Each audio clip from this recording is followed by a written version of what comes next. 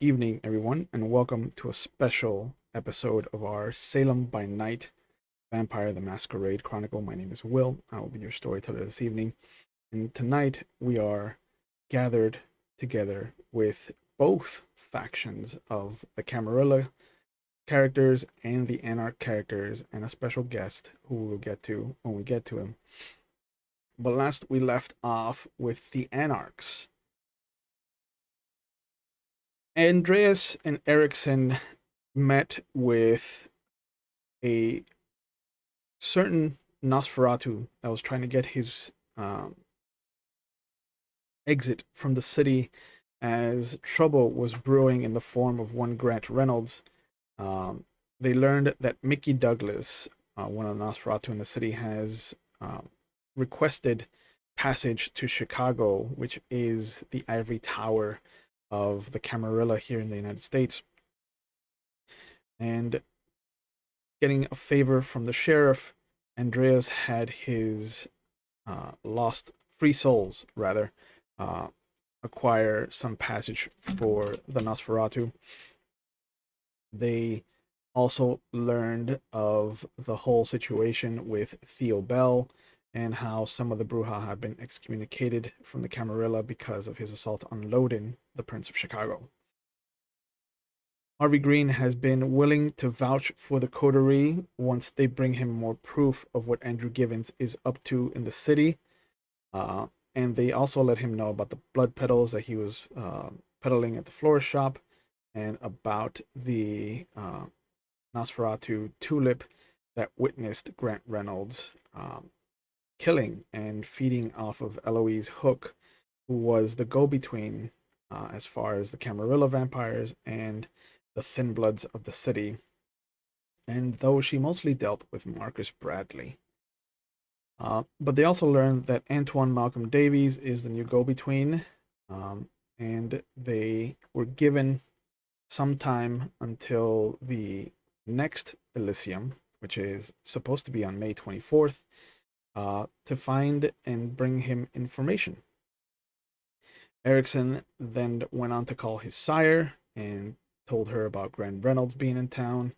He learned that Grant is a Bruja and that he might be reasoned with because of him being a clanmate.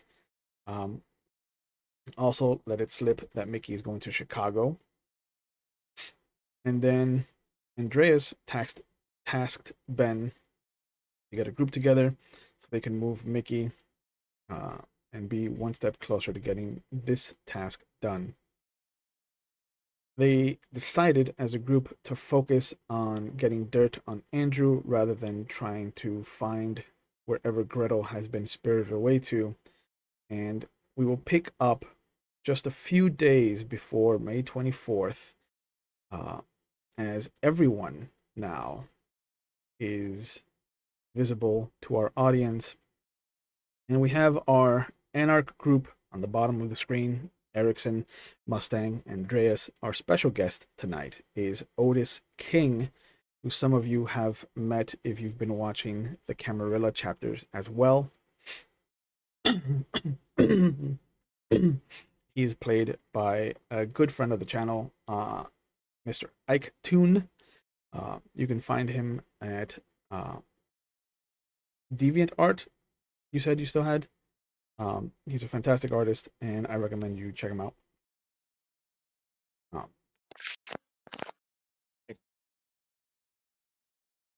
But yes, to my Anarchs, you have had some time, some days have passed, almost a little bit more than a week, and you've managed to come back together again, using Sam's bar as a kind of go-between, a kind of sticking point, a watering hole, as it were. Some of you more than others.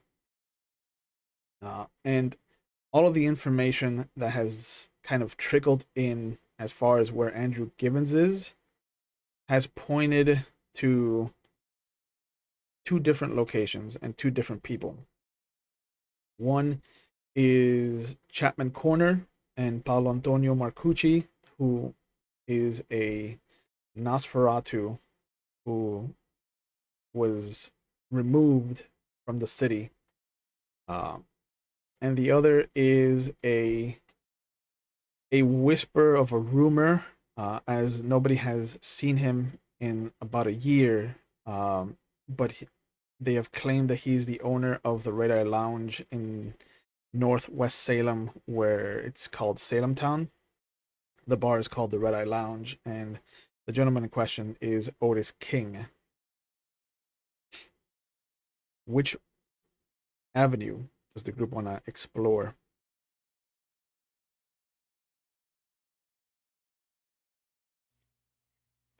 All right. It are we able to break up? If you'd like to. I wouldn't. I also wouldn't. Okay, fine. Um, in that case, I mean, I bring it up to you guys. You guys want to go after a whisper, or go after or look over somebody that we know is definitely going to be at that spot? I'd rather look over somebody that we definitely know is going to be there, because if we don't start the evening just chasing a poltergeist. I agree with this. I don't know how you feel, Mustang. I agree. All right, let's do this. So you guys take off from uh, the last call, which is Sam's bar. Mhm. Go across the bridge into West Salem, and sooner or later you do end up in Chapman Corner, and you see the two ghouls that are kind of at the beck and call of Marcucci. Uh, a bunch of the kindred in the city refer to them as Tweedledee and Tweedledum. Um, one is the brains, one is the muscle. There's a little kind of thin, scrawny, kind of ugly rat of a man, and then there's a portly, very kind of rotund and jovial looking mess of a man. How do you approach them? Do we know what their real names are? No. Okay, so people actively call them Tweedledee and Tweedledum Yep. to their faces. Okay, fantastic. Yep. It's endearing. That's what it sounds like. I'm putting $20 down that their names are switched. This is a Fred and George scenario. All right. Well, I mean, I'm always good talking one on one. So if whichever you guys choose one, I'll choose the other, and try to separate and get some information. Mm, Is there any other way in? They're on a street corner, so you have your choice of how you want to attack them, quote unquote. Do we have to go through them? To get to Marcucci, yes. They're There's no other way in. they're his fence, as it were. Got it. Also, we don't know what we're going to be dealing with inside. Chapman's Corner is that like the section of town it is, or that's just like that's the building or whatever the hell? No, that's the suburb of Suburb. Okay. yeah, of West Salem. Yeah, so we don't know exactly where in this place he is. So okay. Well, I mean, either way, we're gonna have to come up to him. I think best course of action is just straight up and just. Well, if you want to try with the niceties first, by all means, I'll follow. I'll follow your lead, but I'm usually not one for the polite shit. All right. Okay. I don't mind. Let me just fix my jacket here.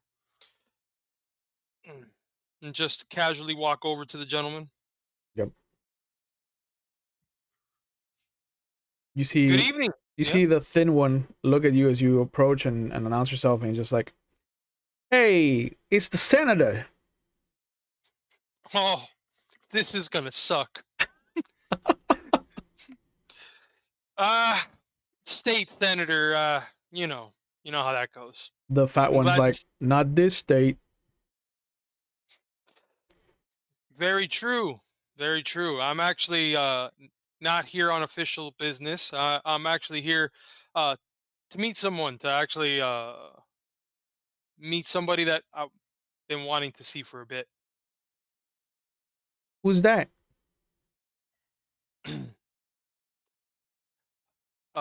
Marconi Coochie. and Marcucci. Sorry. Oh, this guy wants to see the boss. And the fat one's like, yeah. Nobody sees the boss unless he wants to see you. All right. I Does he want want to to. see you? Oh, I mean, that's why I'm here, and why else would I go up to two intimidating gentlemen and such as yourselves if I didn't already know that I had to go through you in order to see him? The fat one looks at the other one.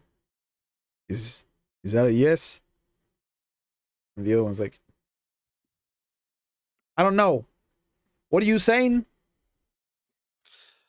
Ah, He's saying we need to talk to your boss, and the only way to get through him is apparently through you, gentlemen. So if you just please go ahead and let him know we're here, however you guys handle this, and he can decide whether he wants to see us or not.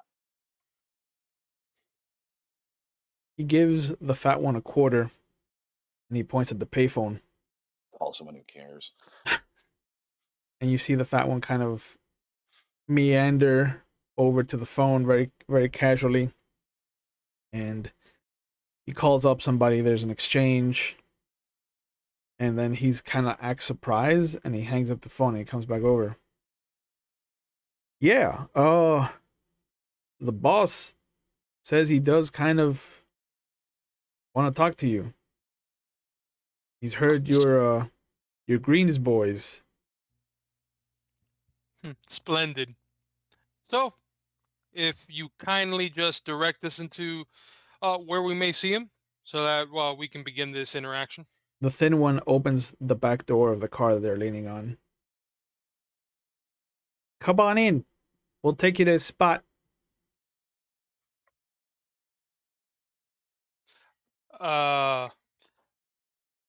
I don't know how well I want. Like, if this is in my head, I don't know how much I'm gonna trust this. All three of us inside a car. I want to be able to know, at least get some kind of vein whether or not this guy is at least being truthful. The ghoul? Yeah, the ghoul. Okay. Make a wits and insight roll. Wits and insight.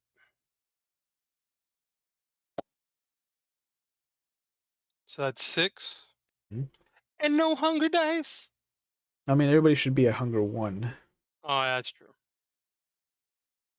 Even though I jettisoned somebody in a trash can. So Yeah. that is It's been days from now.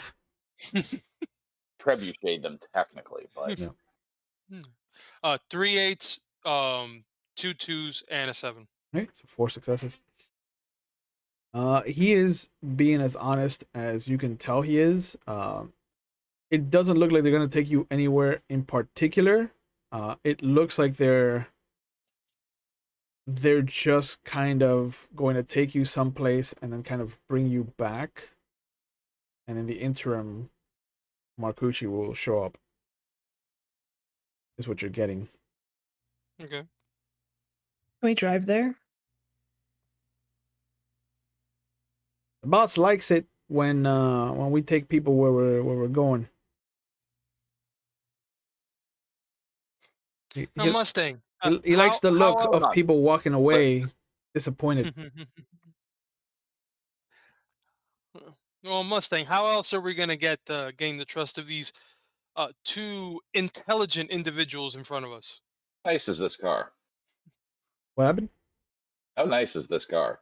It's not terribly nice. It looks like a few years ago it might have been really nice, and now it's just kind of been disregarded as kind of a secondary vehicle. Is my car nicer? Oh yeah. Yeah, well, I will happily follow these gentlemen around on my motorcycle, but I will not be conveyed around in such substandard conveyances. I have a chariot of my own, and I'll be happy So to then follow them that means wherever they we want need to go. be in the car if he's not going to be in the car. That is correct. Yeah. So All right. I hop right on in. So do I. Okay. So yeah, they're a little confused as you pull up on your bike, but then they kind of shrug it off and they drive around in like figure eights, kind of going around the little clover of streets in Chapman Corner, before coming just right back to this corner where you left them. Uh, and you can see that there is this beach chair that has been placed outside of the business where they were kind of loitering around. There's a couple of other larger looking, what you would recognize as bodyguards, Erickson. Excuse me. And you see this ugliest sin kind of little rat of a man with these flamboyant rings and bracelets and these gold chains, and this what looks to have been a tailored suit from the 60s. And as you pull up, one of the boys kind of opens the door for you. He's like, Mr. Marcucci will see you now.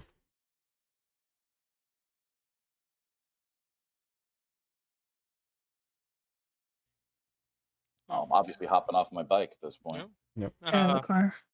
I nod to them. Thank you. Yep. Tweedledee and Tweedledum. I They walk nod. right out. Yeah, they nod. And you see them go into the business. The little rat of a man looks up from his beach chair. I hear you've been looking for me. Well, maybe not specifically you we're looking for, but maybe you can help us find. Information for information. What does Green want in West Salem? Peace and safety for all Canaanites. Yeah. Okay. We're done here. And you see him start to get up. We know about a gargoyle. He stops. And he slowly turns towards you. Gargoyles ain't real. You know that, right? It's a pipe dream from the Middle Ages. Oh, I would love if that were the case. I want to be able to. Well, I'm just loosening my jacket a little bit. I go, yeah. I would have believed you too, if I wouldn't have been struck face first by one. You went toe to toe with a gargoyle and you still around? Must be tough. I mean, they didn't have shotguns in the Middle Ages. There was one man, though. I think his name was Anarch. Do we have the head? No. No. Yeah, we actually gave that to one of Green's boys last time. Got it.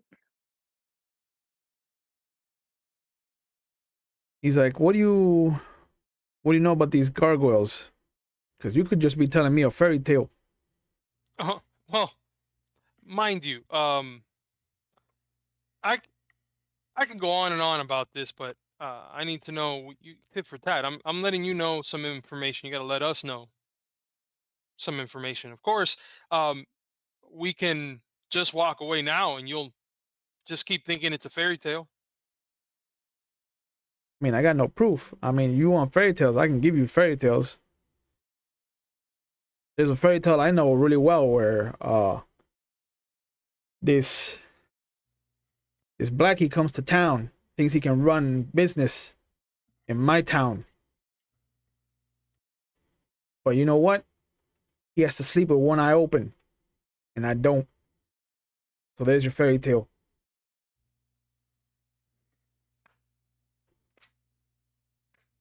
I take my jacket off. Yep. And I go ahead and I let him and I let him smell the reek that is coming from this. And I toss it to him. And I say, "Look, that was covered by its head. Now you tell me if that sounds like something that that is made on Earth here. Yeah. He smells it and then kind of just drops it to the floor. He's just like, smells disgusting. Yeah. So you can imagine when it's over your head as it punches you in the face. Try and picture Frankenstein's monster, but all stitched together from Canites and other things we can't even tell what they were. Flesh crafted together, even. You And I don't know what brought it. I don't know what means they brought it together by, but this was in it. This was in a property owned by the Tremere, so they tend to be the ones guilty of those over the years, anyway. you keep compounding this very intricate story of a fairy tale. Now you're adding Tremere, you're adding Frankenstein. There's a lot to digest here if there's even a shred of truth to any of it.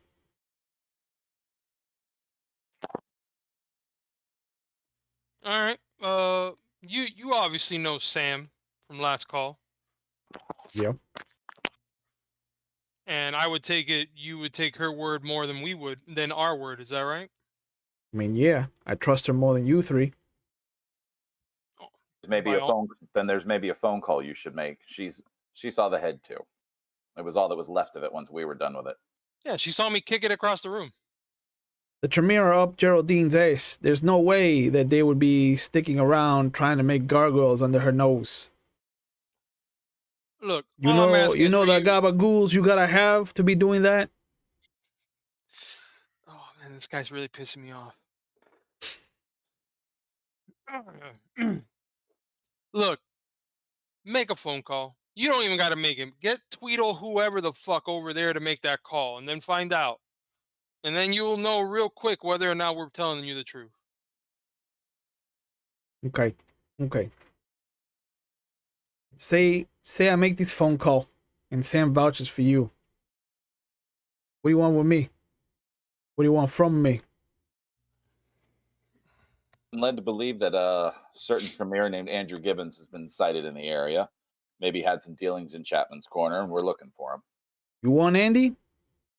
Get in line. I want Andy. But that fuckface King's got him in his pocket because of his fucking coterie member. Second time we hear this name. That'd be Otis King, right? Yeah. Fuckface King. That's what I call him. Okay, well, he's Rumor King to us. You know where we might be able to find him? Word on the street is King's taken a liking to a couple of newbies from across the river. My boys have seen him recently coming out of Gunther's.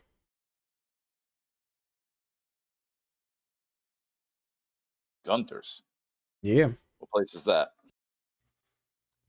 down south. If you're gonna talk to King, I'd be real tempted to offer you some money to take him out. Uh-huh. Well, how much money are we talking now? 50 large.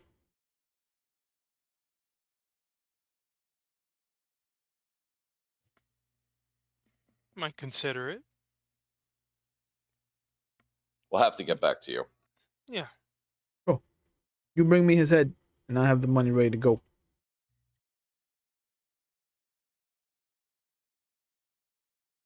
That son of a bitch has been a pain in my side for 4 years.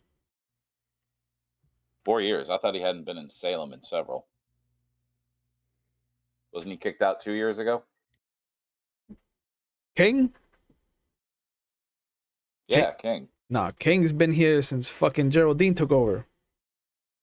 That motherfucker has been licking her boot since day one. What's he done to you? Fucking cut into my cake. That's what he's done. Needs to learn this place. All right. I mean, we have no problem looking into this right, gentlemen. But you're telling me you have no information about the last whereabouts of Andrew Gibbons or where he could possibly be? Andrew Gibbons has had 2 of his businesses burned. A man like that, he's you're lucky he's not a ghost already. But the fact that he's hanging around here means that he's trying to do something. And if he's brought up with King, he's like a fucking flea on the back of a rhino. Good luck getting to him.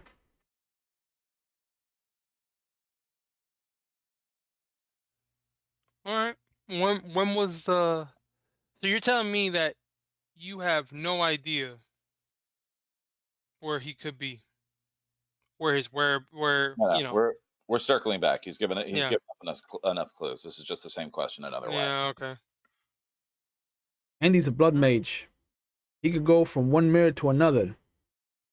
Those motherfuckers are slipperier than a That's the only fucking reason why Nosferatu.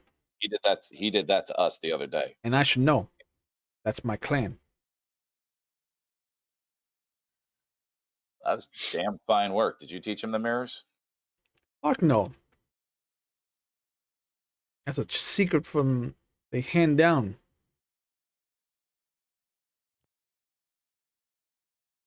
All right. There be any way to stop him from going through the mirrors other than shattering them? Not that I know of, but he was awfully friendly with John Colson over at Barnaby's. But John's a fucking vault. He hoards secrets. He doesn't give them away. Understood. I think you mean he doesn't give them away easily. No, that motherfucker doesn't give anything away. I wouldn't be surprised if he still had his 3rd grade lunch money. That motherfucker.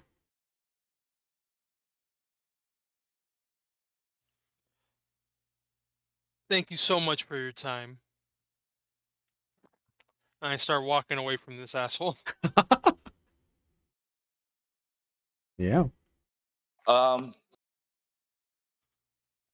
on, quick.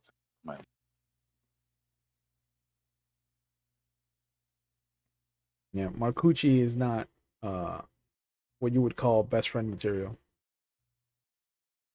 He's definitely not. Kind of like him. I got half an urge to cause like an illusion of the gargoyle out of the corner of his eye. Ooh.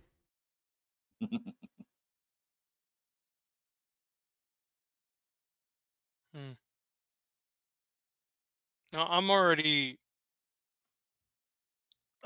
considering. I want to just go ahead and I'm getting my jacket, just putting it back on, Yep. and I'm already thinking about the next place that we're going because this is obviously taking us nowhere. Yep. I mean, you've got 2 options. You've got the Red Eye Lounge further north, or you can go down south, to the south end of West Salem and go to Gunther's. Gunther's is his like whereabout right now. That's where some people saw him the last time. Yeah. Yeah, Gunther's storage and holdings, or holdings and storage. Should As we're probably get- go there. As we're getting ready to leave, I think I am going to have a little fun. Okay. So just from the shadows from where we were talking to him, Yep. I'll set up to actually have what I remember of the gargoyle in its full form for just an instant. Okay. Is there a rouse check for that? Do not know. Do we know that he's doing that? No. No. I'm not saying anything. It's Oh, damn it. it is. Yeah, there is a rouse check. All right, so just roll 1 die. 6 or higher, you succeed. Less than 6. Thank God, 6. Okay. So you succeed without getting any hungrier. And for a moment there, you see that he's like about to go off on another tirade about Otis King. And then he sees something, he kind of like he whips his head around. And then he kind of like starts looking around confused. I just continue, getting up on my bike, getting everything started. I don't need to pay attention to him.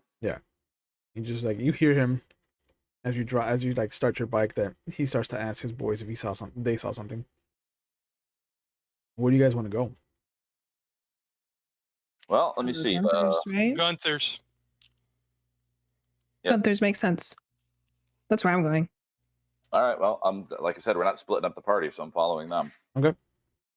And when they were talking about us for Gunther's, that was Otis King we're looking for directly there, or Ike? Otis King. Otis King. So we're going straight to Ike. Okay. Ike is playing Otis King. Oh, okay. Yep. You pull up to Gunther's. There's a little guard kiosk there. There's an older gentleman whose name placard reads Philip.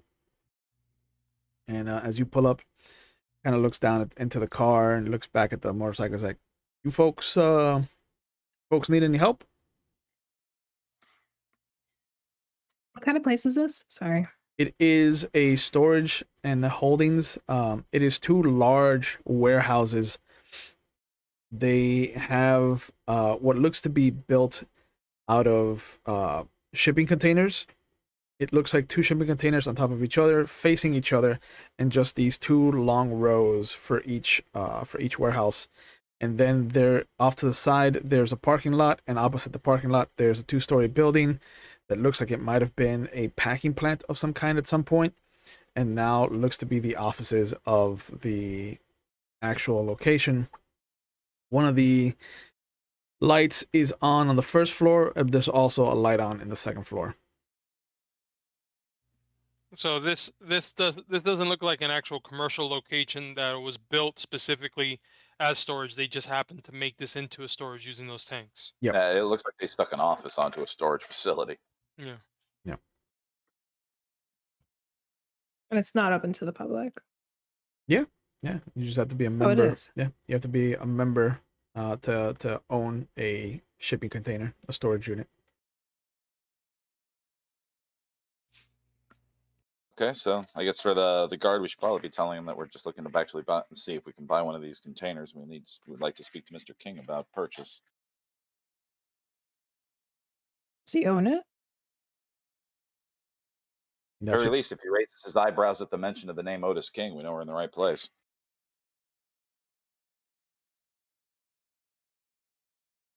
Yeah, he looks down at you because you're the one driving Mustang. We are interested in purchasing one of these containers. Oh, you'll have to talk to no,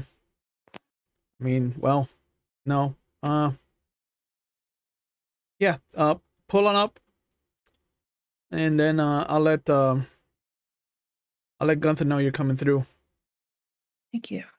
And you see that he pulls open the swing bar, holds it open for the car and the motorcycle, and then he kind of walks over to the house, or holds the door open for you guys as you walk over, and you hear him, Gunther, I don't mean to interrupt you, sir, but these folks are looking for a container. I figured that you could help them. And behind the desk, you see this kind of healthy, well-fed, kind of robust black gentleman. He's got his head shaved. He's got a little bit of a beard.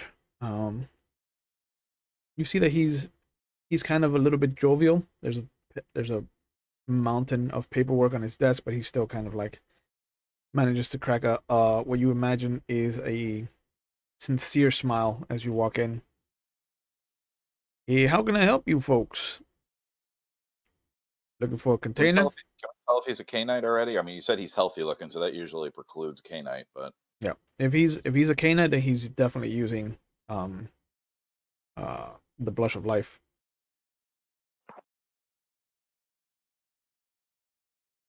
We're interested in purchasing a container. Yeah, Philip said. How can you want a first floor, second floor? You want half size, full size? Well, how about we'll get the same one that Otis King has here? You see him stop what he's doing, and he very calmly puts his pen down. Um, is he expecting you? No, we're here by recommendation.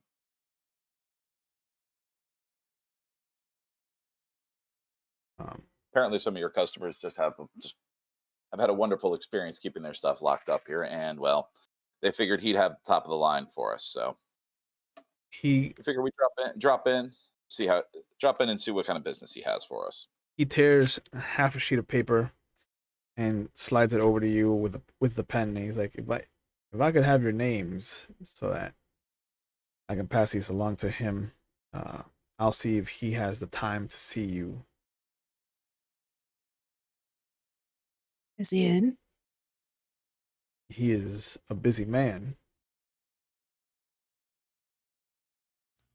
Yep.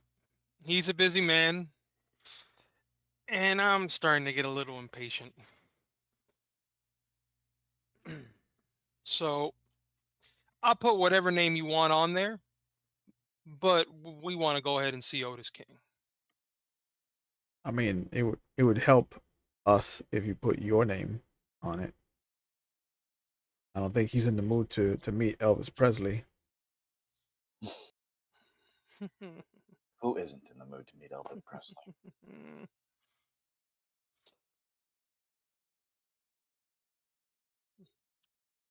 I grab that paper and I just write in there Eric the Red.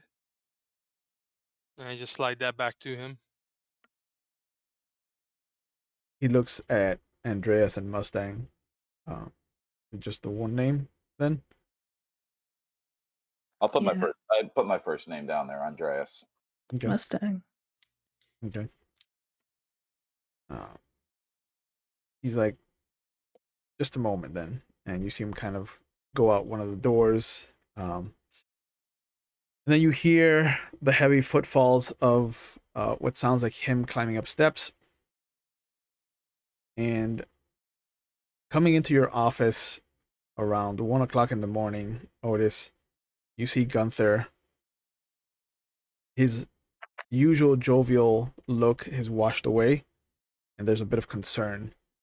And he comes over, he hands you a piece of paper that has 3 names on it: Eric the Red, Andreas, and Mustang. And he's like, there's 3 people looking for you, boss, downstairs. Do they want Gunther? They said they want to talk to you, sir. They say, what about? No. One of them's real antsy though.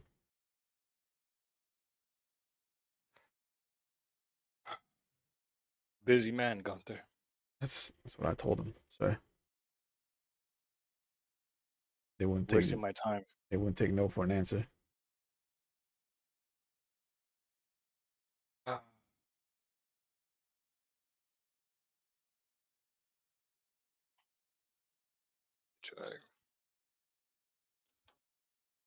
Yeah.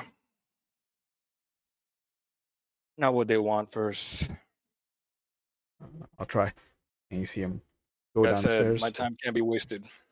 You see him start to go downstairs, and once the door closes, you just hear, "Wait, you wanna shoot the look at the mower, or you want me to wait around?"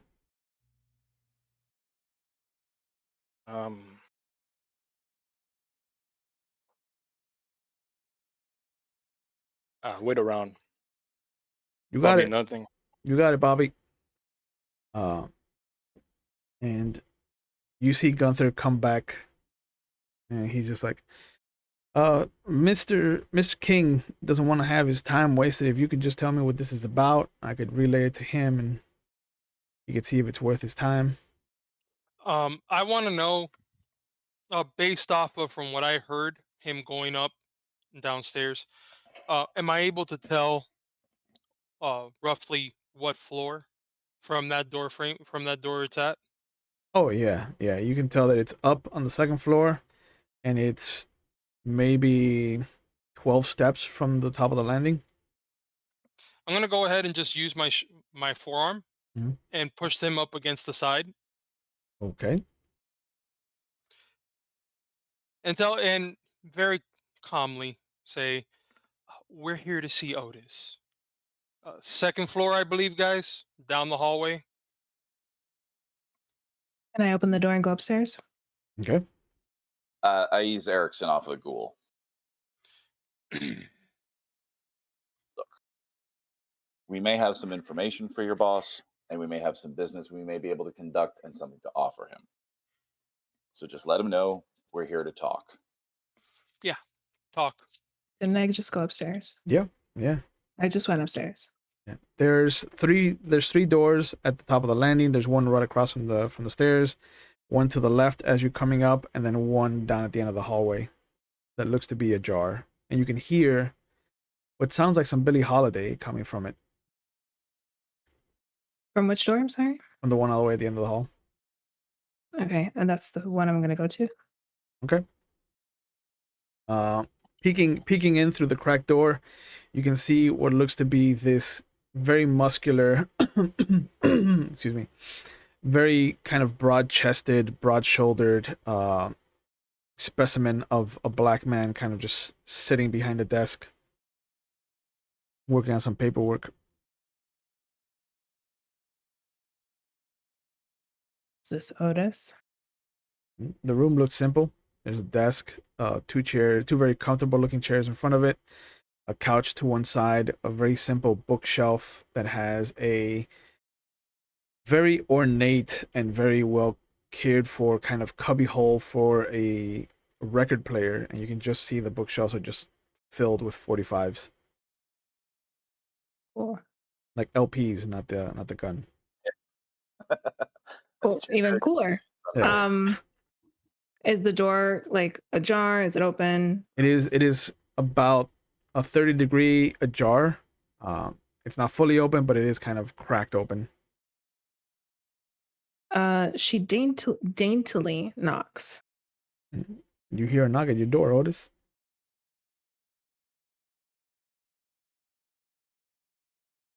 And I come in. Okay.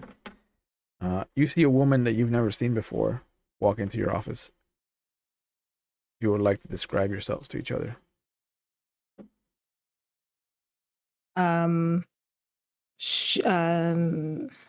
Hate this part. Okay. So she has dark skin. She is Middle Eastern, long, very curly black hair, very beautiful, wears head to toe black, with a hood. She wears gloves.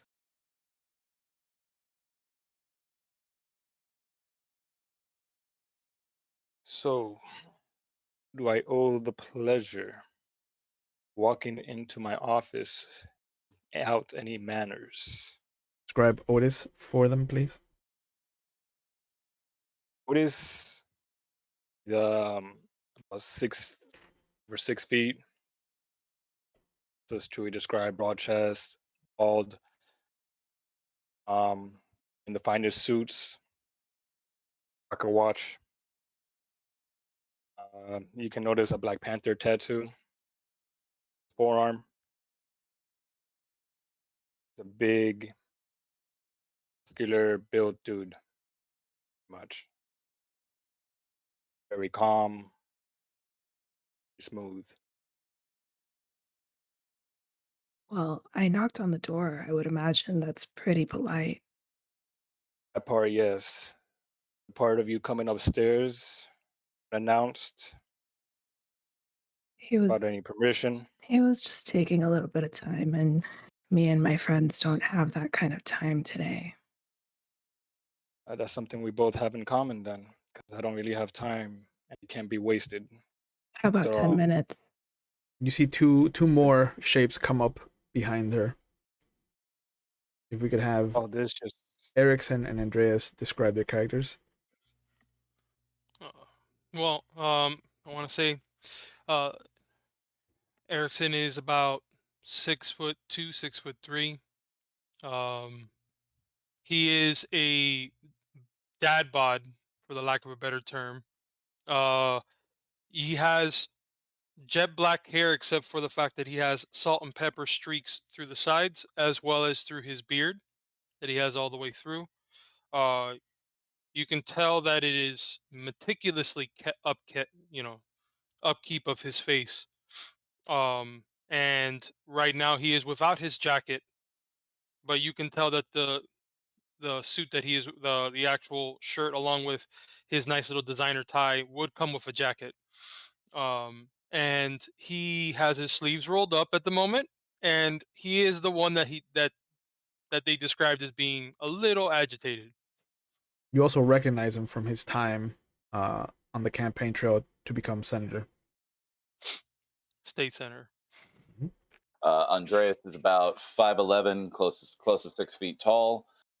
Ripped jeans, biker boots laced up to his knees. Black purple rain T-shirt. What's called the denim vest, which, if the back is ever visible at some point, you'll see a large motorcycle wheel with the handlebars and an ankh in the middle of it, with the rockers setting the free soles above and below, and messy sandy brown hair that's been tied back with a do-rag to keep it out of his face. Several days stubble, and a very rangy look about him, like he didn't have a lot to eat before he was embraced.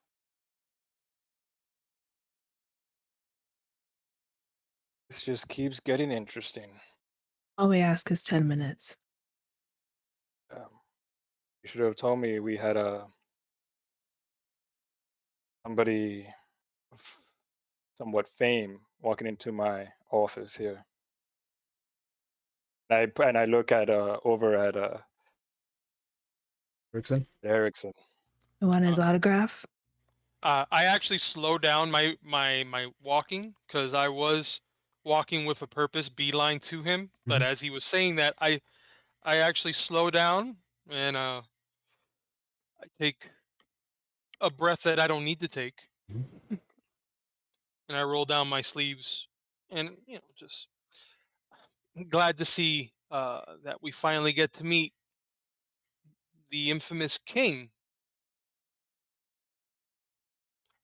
My name is Erickson. I in that little piece of paper, Eric the Red. Good. And I'm Andreas Barker. Run a courier service that actually part of this evening's business. We may be able to assist one another at some point in the future. I hold out my hand and a gesture towards Mustang. And your name? Mustang, obviously.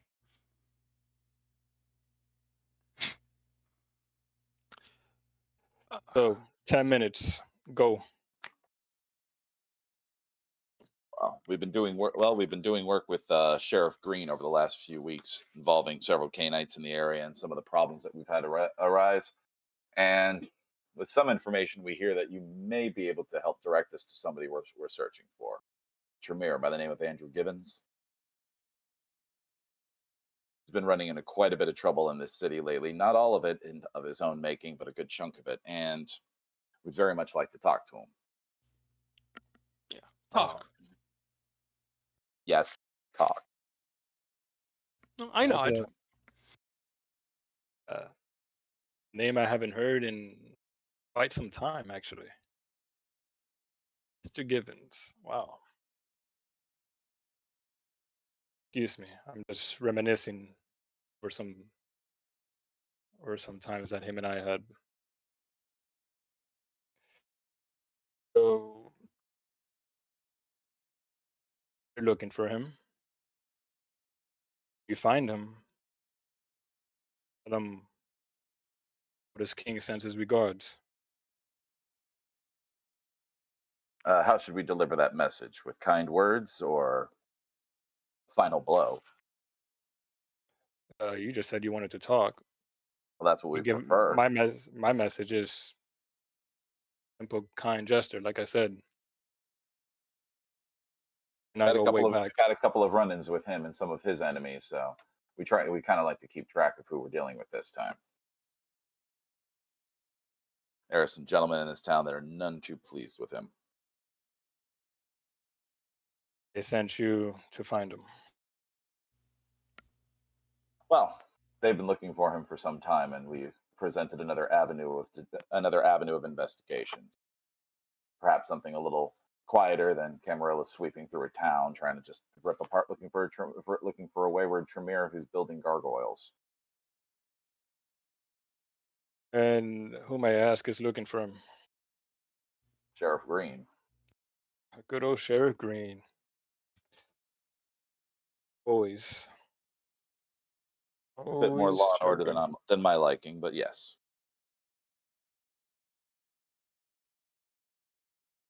My regards to Sheriff Green as well. Sure, he'll be delighted to hear from you. I'm sure. So, is that all? When was the last time you saw him? Wow. A couple years back, a few years back, maybe. What was he up to back then? I check to see if he's bullshitting right now. Andrew kept to himself. No, I'm about to do that too. Yeah, wits and insight. Let him answer. Sure. Oh, well, yeah. That's how Andrew was at one of his shops, the flower shop, I believe, or the bookstore, can't remember. One of those. Yeah. You know, one of those that burned down, right? Really? Which one? You're telling me you don't know about the fact that 2 businesses owned by Andrew Givens has been burned down? You know where you're at? Oh, I'm rolling up my sleeves again. Can I check if he's lying? Yeah, go ahead and make a wits and insight roll. You're in West Salem. And if you say I'm as infamous as you say I am, then you know. I haven't been anywhere in Salem the past year or so. Been here. Will, that's three successes if he's bullshitting, including on the hunger die. Okay. 3 8s, a 3, a 2, and a 6 on the hunger die. So 4 successes. Did you roll anything? You got a 7, a 10, and a 7 on the hunger. I rolled for you. Because you shouldn't know whether you succeed or not. There is a bit of truth to what he's saying, but there's also something that he's not saying.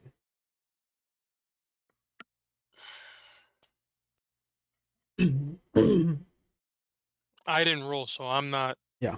I'm just. You're rolling up sleeves. Oh no. Yeah. Can I tell what part could be that he's holding back? There's something to do with his feigning ignorance at the business is being burnt. Well, I mean, that's what I was gonna get to myself. Is, look, you don't have to be in Salem to know what's going on in West Salem. I mean, look, what do you think we are? Mortals? Just, it's just us. Next, you're gonna tell me you don't know who Reynolds is. Reynolds. Jog my memory. Oh man, somebody else talk to this gentleman, and I just start, and I just back up, and I look over at Mustang, and Andreas, please help me.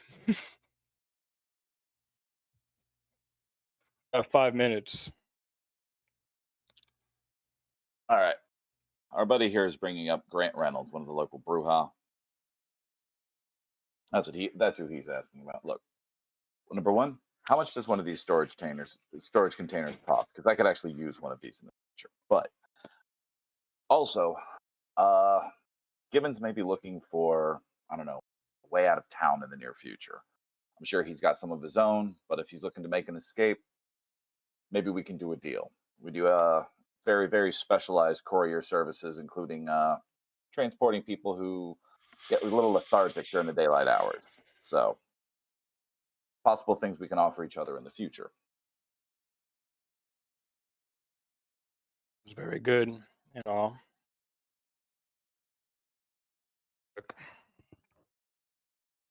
Andrew Givens, I don't know him. Just talks about in the town, as you said. Not portals. In fact, I got some people looking into Andrew Givens. It's being taken care of. As far as, hold on, I meant Reynolds, sorry. Reynolds. As far as Givens goes, haven't seen him. 3 minutes. You see there's a sudden kind of that loud, annoying honk on the radio of a warning, and a news reporter comes on. Ladies and gentlemen, if you find yourselves near or around the historic downtown area, please find yourselves a way out if you can. It has been reported that a bomb has exploded. I repeat, it has been reported that a bomb has exploded in the Orpheus Theater. Please get to safety and please find your way out and do not go near the historic downtown. I repeat, and you see it kind of go into a repetition of the information that they just told you.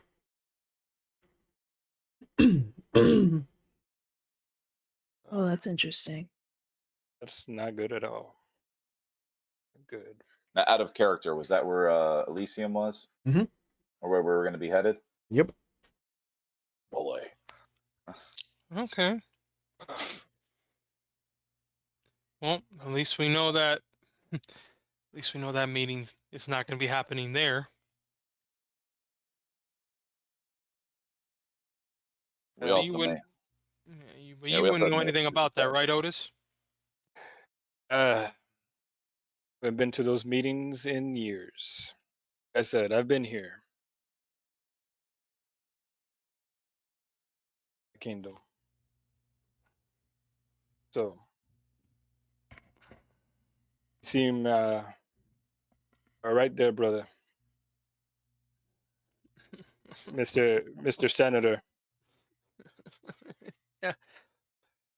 Thank you so much for your time. And I walk back up and I extend my hand. Get up from the chair. You adjust my suit. Shake my hand. Shake his hand as well. I want to go ahead and grip his hand and bring him towards me if I'm able to do that. Oh, I mean, you do have potence. Yes, I do. And I also have the specialty for grapple. Yeah. Resist. You know. Okay. So let's have Erickson make a strength and an athletics check. And then let's have Otis roll his strength and composure. Or strength and resolve. Do I add my specialty for the grappling or no? Yeah, you can add one more die. Cool. All right. You might want to guide me in this because I'm rolling 2 dice strength. Yeah. I roll it first. So you're gonna, let me see, what is your Because Right. this is so your strength? Yeah, strength is 1. Your composure is 4, so it'd be 5 dice. So 4 regular and 1 hunger dice. How do I do that on D20, roll 20? Oh no, roll real dice. Oh, roll real dice. Yeah. Ooh, yes. Sorry. Let me get Yeah. that then. Yeah. I rolled 2 10s, a 1, a 7, a 3, and a 4. My hunger dice was a 10. Okay. Let me see what other disciplines Erickson has.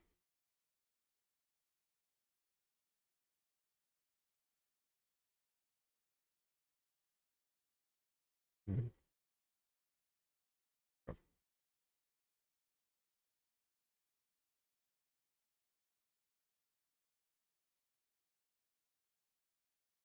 Okay.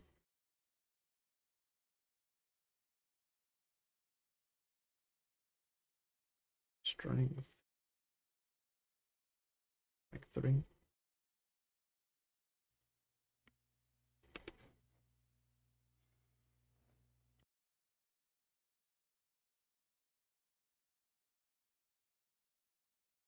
Your fortitude. 3. Okay.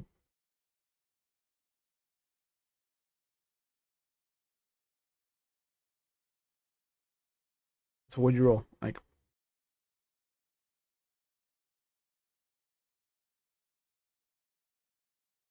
you're muted.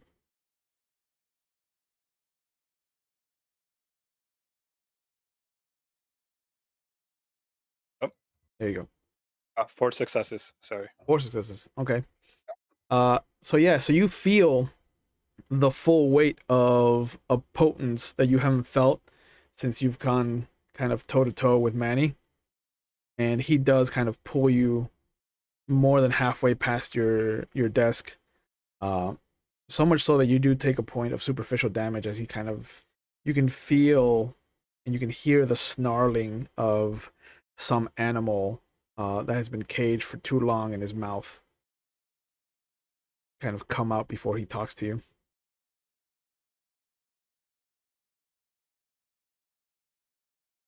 Can hear. Oh, I think it was a pleasure. And I know this won't be the last time I see you, and I just hope it's on better terms. And I'm going to just release the grip on his hand. And I look at everybody else, and I'm like, is there anything else you would like to say? Not with such flamboyance. I step over and just extend the closed fist. Thank you for your time. I look at Andres and I'm like, no. Well then, A simple handshake. Do. yeah, what's it called? I accord him the respect. I give him a handshake, and I let him know I wasn't kidding about the courier business, by the way. So, taking out a small piece of paper, write a phone number down for him. If you should have need of courier services, I'm the man to call. Have Gunther get in contact with you. Excellent. I look forward to doing business with you. Okay. And That's how it's handled, Senator. I roll my eyes as I walk out. yeah, as the three of you Should have been a politician.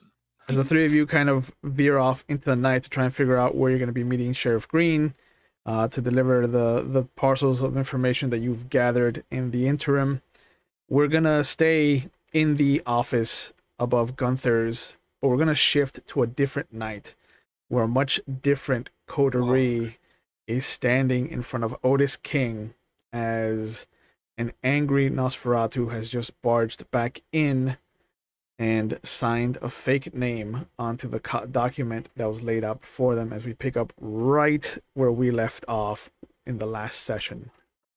Why did you do that? I'm not going to let her sacrifice herself for us. Yeah, but seriously, this was exactly what I wanted to avoid. It's just now the contract is null and void. We're back where we started. Why would it be null and void. Because the contract was written out in Connie's name. It was written out for Connie. You signing the contract either to Mr. King's permissions, and the lengths that he's willing to go with the contract. It either you're signing for Connie, and she is still going to perform the bind, or we just now need to wait for him to write a new contract for you. Oh my God, are we ever gonna leave this place? Did you want to go ahead and just stake me for him?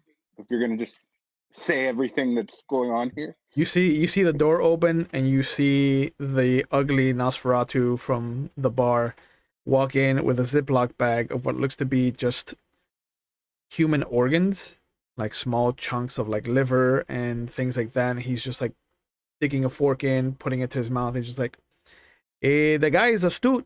You know what I'm saying? Like he's pretty smart. Thank you, Mr. Smiley. Thank you. Yeah, you're welcome, Kate. You want a kidney? And you seem kind of Actually, yes, I'm quite famished. okay. I hope you can keep it down. Me too. It is in fact a human kidney. Yeah. I'm gonna start sucking on it. Irony. But you see him go over and he So- sits down on the couch. What happens now? Whatever Mr. King wants to happen, I suppose. We're still at his whim. The three of you done bickering.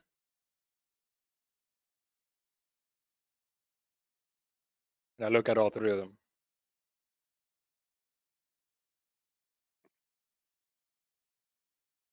So, The terms of this contract is not what we agreed to. When I said that I would take the blood, that I would blood bind to you, I said it was under the supposition that I would not hold my coterie. That's not what we agreed upon, and then you included that in the. Obviously, that made my friend here upset. Rightfully so. You see the Nosferatu suddenly get up and go behind the couch to one of the lower bookshelves, and he pulls out a dictionary. And you see him come back around, sits down on the couch. understand that your friend's upset. But was upset. I got the news this morning or this evening that there was a body left in the bathroom of my club, of my establishment. You know, the type of shitstorm you brought to my doorstep, you can bring down on top of me. I understand, and that's I'm why not we done. returned. I'm not done yet. Understand you returned. Understand you defended yourself. That doesn't still explain leaving the body there. Then coming over here, or throwing hissy fits at me, talking about slaves and slavery. I don't know what that means. Talk about respect and disrespect.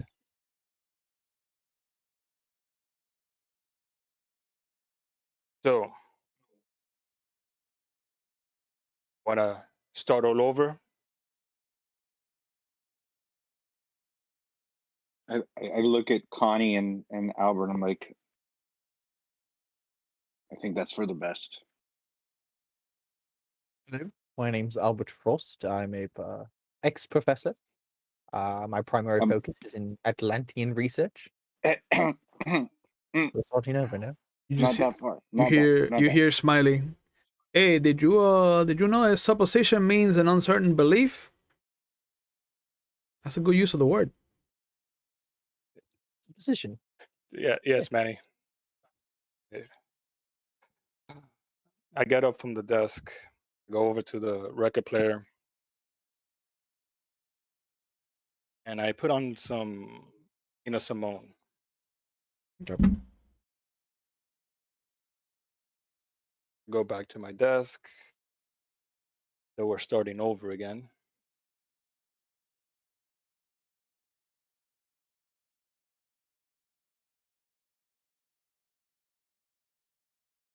Manny, question. Who do these three remind you of? Man, I mean the girl's pretty, you know. But the other two, they're fucking. I don't know, man. It's like almost like looking in a mirror. If the mirror was like smudged, you know what I'm saying?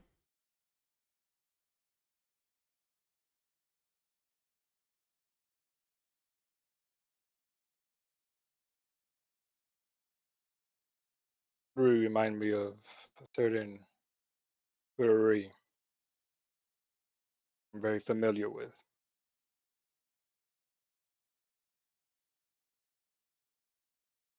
Grab the contract. I rip it in front of them. God.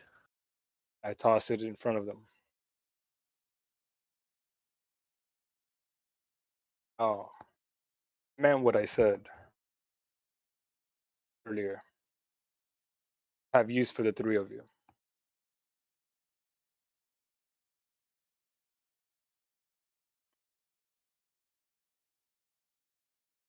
And I need to see how far three of you would go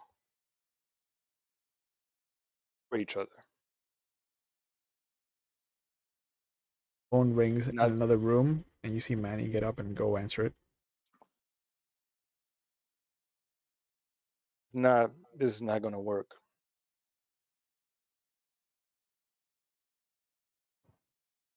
The way I look at it, had a little slip up, came back, tried to clean that up, been taken care of, gonna be taken care of. Let it happen again.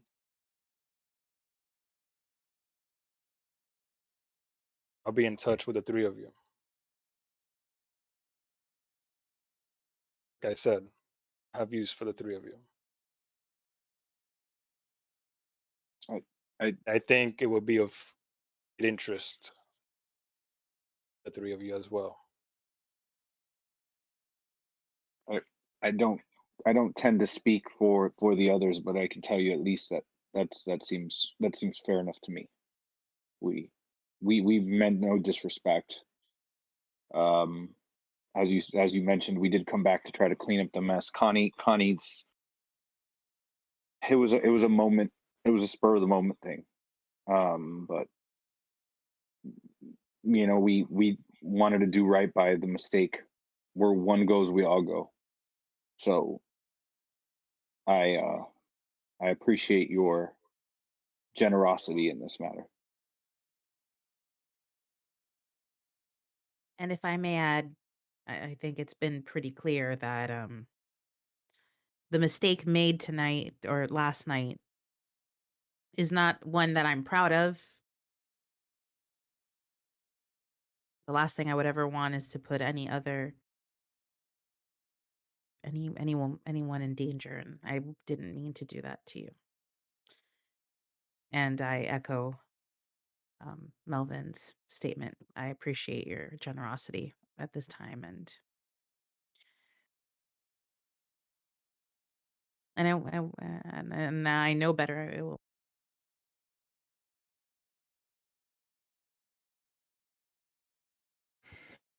Quite all right. Yes. I'll stand up because I don't know if that's it. So I just stand up. You see Manny come into the office. Excuse me. He's like, "Oh, did I miss all the good times? You guys finish?" I believe so. We're all good here, Manny. Okay. Well, that was Tulip. Apparently, because of the whole Orpheus thing, that Birmingham's changing the location of the Elysium, and she's also going to be alternating between first and last Fridays. But we're supposed to meet up June 1st. The Ilahe Hills Country Club. Is it Ilahe? Is it Iahe? I don't know. I heard Ilahe. Ilahi it is. You know. But arrivals at 11. Court kicks off at midnight. She's going to tell us where the rotation of the different Elysiums are going to be taking place from now on. Shall we expect to see you there, Mr. King?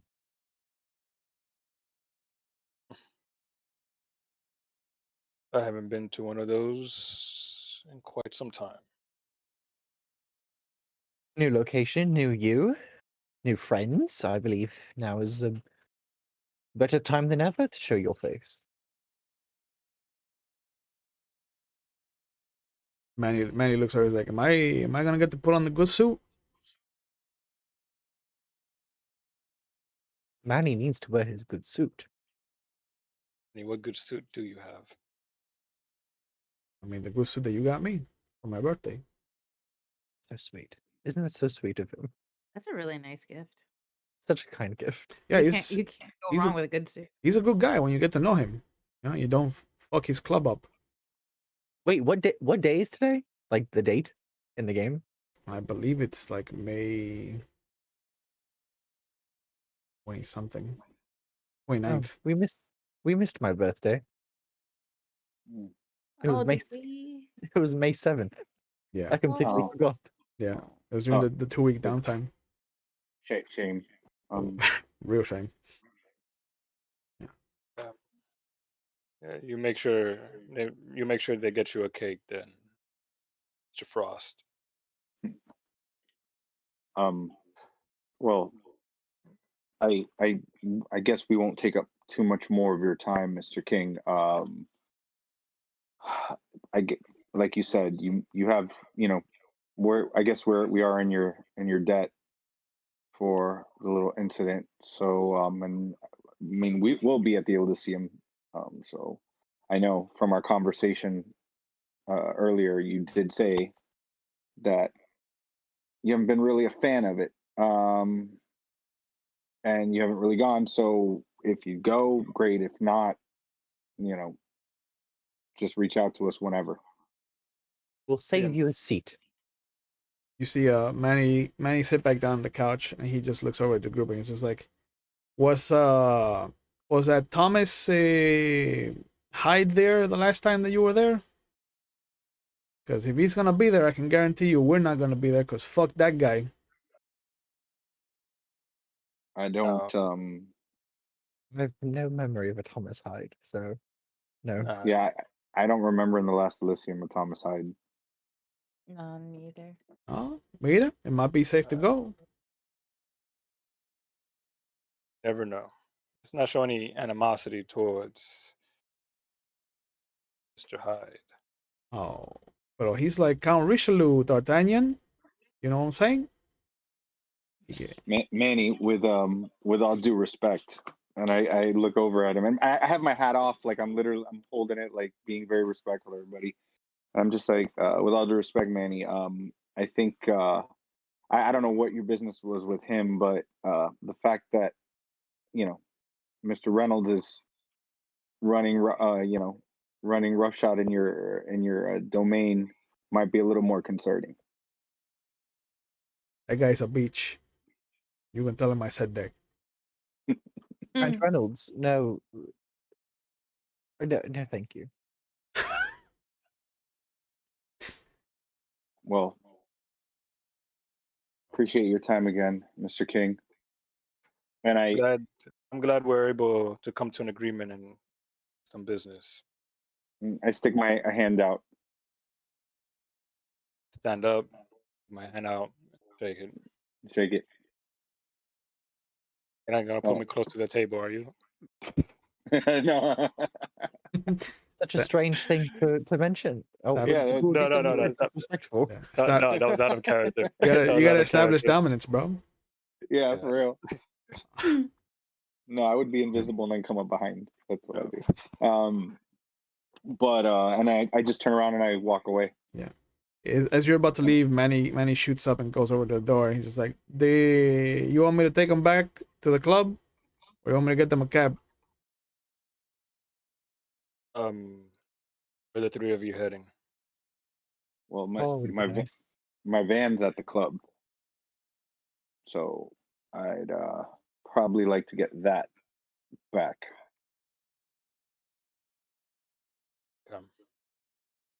Yep. Annie, if you don't mind, just treat our guests possible things on a ride. Make sure they get to their destination safe. Yeah, you got it. Vamos! And I start walking out. You I see, follow Melvin. yeah, you see Manny just kind of whistling some old Cuban tune. Little merengue from like the 60s, little Benny Martinez. Yeah, a little Buena Vista. Yeah. But we fast forward to June 1st now. And the first of the new Elysiums since the Orpheus was burnt and attacked from the rumors that you've been hearing kind of circulating around the city. And when you show up, are all of you showing up? I am. Oh, yes, I am. Yeah, for sure. Okay. You can count Otis in. Yeah. See the place. I want to see the crater that was left. I want to know what happened. Yeah. A fire got set in this town, and it wasn't me. I want to know. Yeah. If you drive by the Orpheus, you will see that half of it has kind of burnt down. It looks like at this point the police have kind of removed the tape and whatnot and let people kind of start to get to work. Who's curious enough to kind of like go to the Orpheus before the actual Elysium? Well, our group wanted to go because of Yeah. I wanted to find my ghoul. Yeah. So whoever's going, please make a wits and awareness roll, please. Oh me, oh my. Remember to bring yourselves down to hunger 1. all right. Oh, generous. I am a benevolent god. Wait, We're never learning. what's an awareness? Yeah, wits and awareness. Oh, gay caca of a roll, but whatever. I got a 7, a 9, a 9 on my hunger dice, and a 5. 8 on the hunger die. And then Just tell me how One. many came up above 6. 3. 4, 6. 3, 5. 5, 4. 4. I only had 2. Almost a straight flush right there. I know. Jack. Yeah. Queen. My eyeballs got eyeballs. All of you in whatever night that you go by to investigate. If you're looking for Melissa or traces of Lydia, you won't find any by the time you get there. But you do notice that there looks like there was gunfire here. There's a telltale signs, especially to Melvin once they're pointed out. There's a telltale sign of a firefight having taken place here.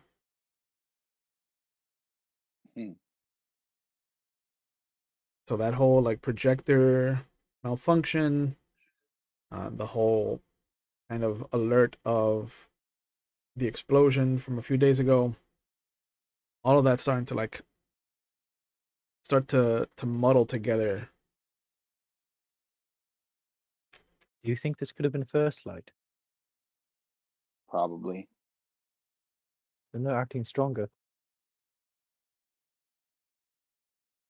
First, the two venues, my apartment, and now the Orpheus. They're getting brazen. That's for sure.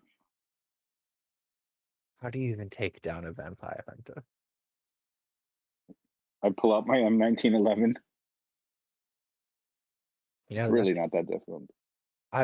now that we're actively acknowledging it, I think you're absolutely correct. Does Andreas share his findings with his coterie? Work with them. All right. This looks like a little more precise than just some random bombing. There was a gunfight involved with this too. Like this is the sort of thing. If they tried to blow up the place and ambush anybody on the way out, this is the sort of thing I used to do back in the day. Can you tell how heavy the gunfire was? Do I ever roll for that? Will? Given the successes that you got, you're not sure, but by the spray of it, it definitely looks like automatic fire. So you're looking at a rifle. Okay. I let them know it's well, judging by the grouping of the shots, how heavy it is, I have to say at least one person had an automatic rifle, so they were looking to make a kill. I mean, canine or human, that'll do the job. Well, that's great. That's just one more thing on top of the shit pile that we have to worry about. Hey, look at the bright side. At least they weren't shooting at us yet. Yeah. Mm-hmm. Oh, with that little bit of information, you guys can take into Elysium. All of you are gathered. You see some of the some of the kindred that you've met before. You see kindred that you don't recognize. Harvey Green looks a little worse for wear. It looks like he's healing very slowly from burn marks. It looks like his whole left arm is still working on being regenerated. Geraldine is there. The Bruja Primogen is there. The Nosferatu Primogen is there, visible. The Malkavian Primogen is there. The Tremere Primogen is there, which I don't think most of you have met. And there's two men that weren't there when you were being introduced as far as the Camarilla coterie is concerned. Samantha is there. There's a woman that you recognize from your first Elysium as a Leslie Thatcher, who's recently become a harpy. JJ is there. Tulip is there. Tulip has recently been upgraded to a harpy as well. Antoine Malcolm Davies is there. Wesley Ian Garter is there.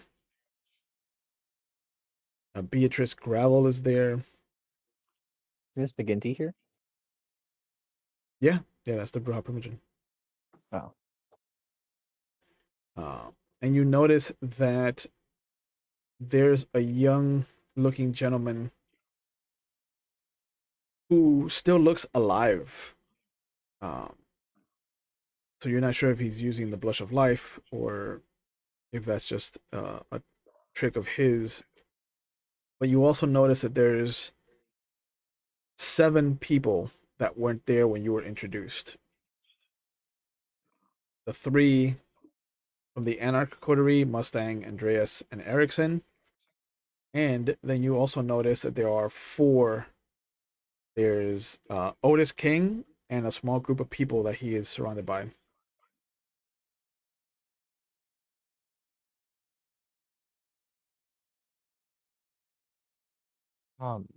Would it be possible to say hi to Antoine before anything else begins?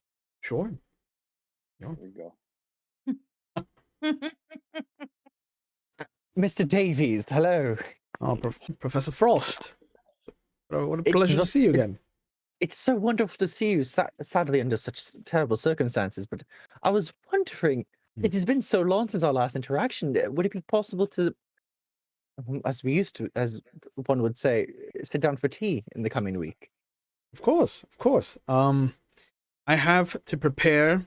I hope this isn't so garish. I only had a little bit of time to prepare my country club for this festivities. This is yours, Yes, yes, of course. I offered it to the prince. Mr. Davies. That's splendid.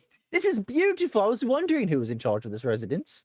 This is a Oh. wonderful. This is a wonderful club that you own. This is one of the few businesses that I own here in Salem. Dang.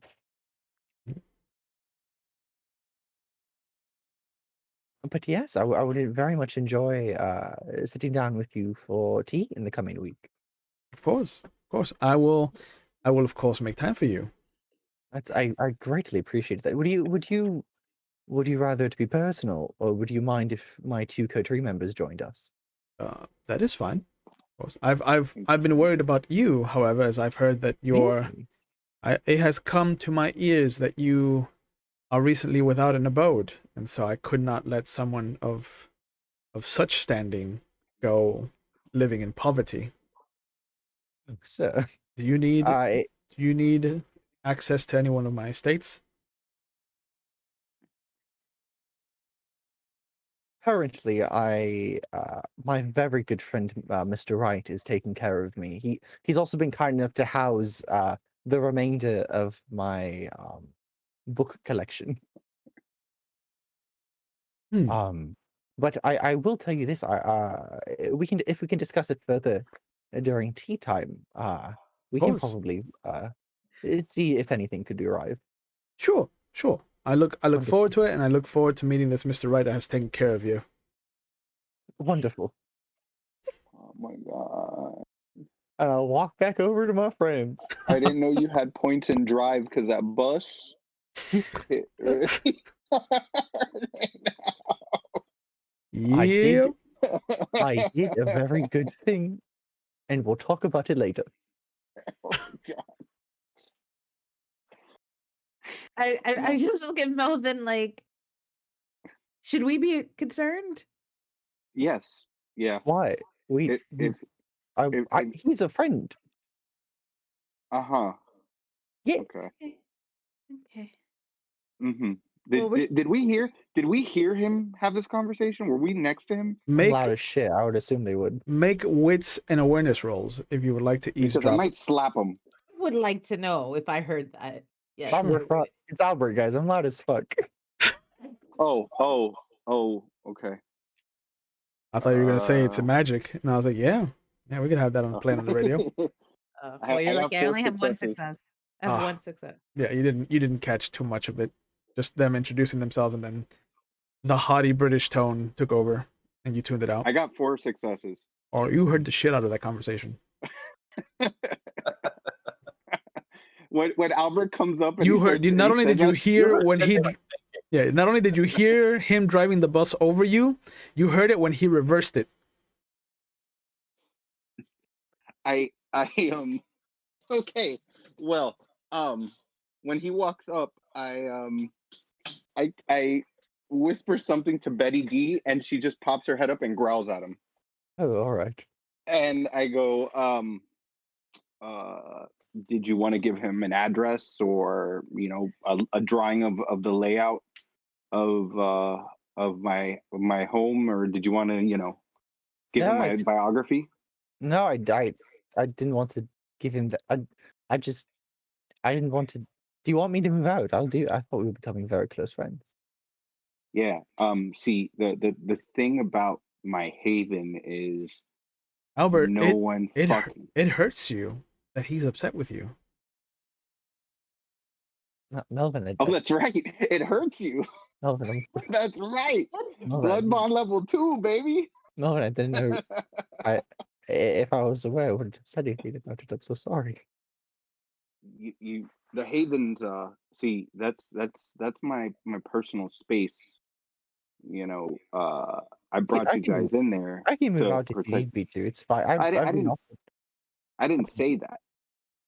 I didn't say that. That's what it feels like. If we're using I feel statements, that's currently feel that you're upset with me. How dare you even bring up moving out from him?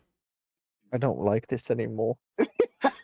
Well, I maybe you didn't- shouldn't get knocked out and let me blood bond you to level 2. I Maybe you didn't shouldn't. feed on him in the last 2 weeks. Are we still blood bonded level 2 or not? Or is it not 1 now? No, it's still level 2. That's ridiculous. Alright. But anyway, I might just I know you get excited, especially when another Brit is in your presence. That feels a little condescending, but I'll accept it. It's fine. I mean, you're British, right? I mean, yeah, but I don't go around calling you Yankee. Well, we won the war, so we have the right to say it. And then I just walk away. Bonnie, is he mad at me? I'm not mad. I don't know what happened. No, I'm not. I don't care if you're mad at me. Is he mad at me? Is he mad at you? Gosh, Connie, get with the program. Yeah. We're at Elysium. Let's go. I think he is. But I'm sure he'll be fine. Just let him We have a date. walk it off. We have a date with Antoine Davies this week. That's all that matters. Oh, we do? Yes, we have Oh. tea time. I invited the both of you to come along. Oh, okay. Well, I guess That that's would be wonderful. hopefully that'll be a fruit. Wait, we're going to? Well, we're close friends, him and I, from the one time that we met and bonded over the fact that we come from across the pond. And I asked if we could have tea because I know that's something that we need to talk to him. So now we have tea with him, and I said, "Do you mind if my 2 friends join us, or would you rather to be alone?" And he said he does not mind. And then he offered me a residency in a home of his, but I declined because I like living with Melvin, but I think Melvin hates me now, and that's going to keep me up at night. Not the vampirism. Not the vampirism. No. Let's set up on the spike. Well, I'm just hanging out. I'm just more shocked that so much has happened in the first 10 seconds that we've been here. But Albert, good on you. I'm gonna go. Trying to help the tea. Oh no, okay. You can. No, you did the. No. You want to walk away. It's fine. I'm just gonna go. I'm gonna go walk sit- away. I just don't know how to take. So why don't you just come with? Let's just go together. Okay, all right. I'll follow. Okay. You see it Unless there's someone else you want to talk to. as I mean, there's 2 other people. as Connie turns around. There is a short, kind of brutish fellow, just kind of like making his way towards her. He is long-haired, kind of this wild black, Rasputin-like beard. And as he steps up to you, "Are you Connie?"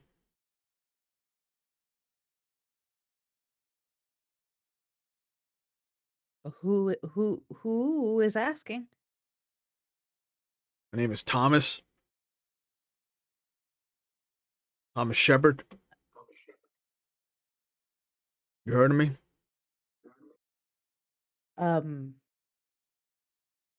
Josh say anything about me?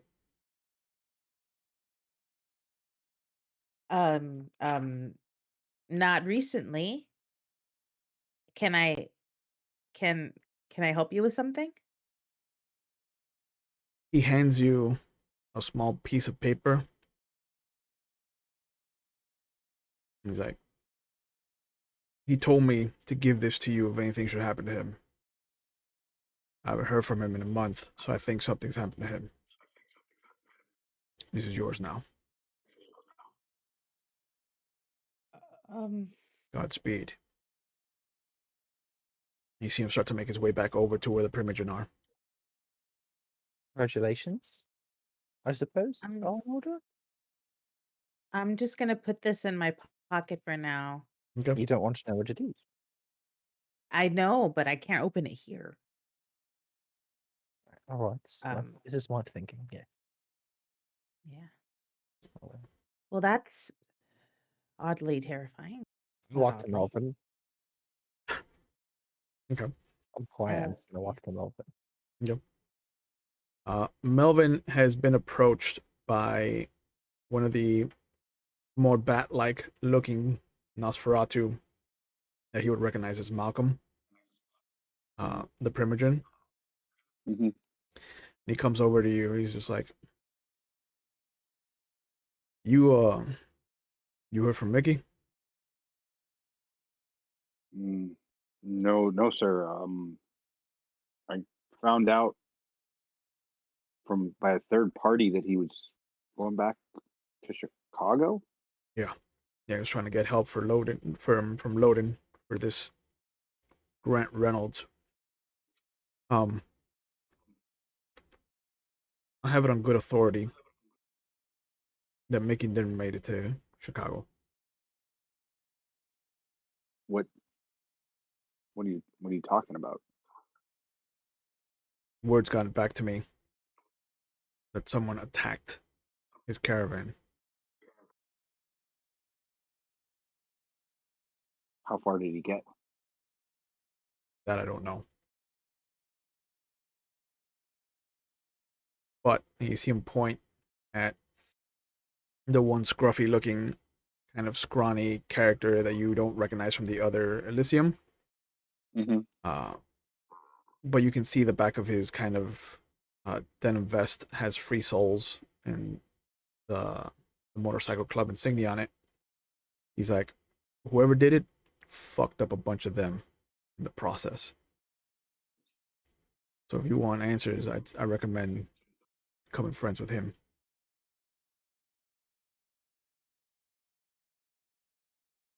No problem, Malcolm. I'm gonna do that. If I hear anything, I'll get word to you. I would trust that you would do the same. Yeah. Given If this is the end of Mickey, you have my condolences for your loss. I know you were close. Yeah, He's a good I man. appreciate that. He was. I think I'm gonna have to go make some friends. Yeah, and you see him go back to the other Primogen. I'm gonna make my way over to the gentleman in the denim jacket. Okay. Andreas and his coterie have a Nosferatu approach them. How does Melvin look to them?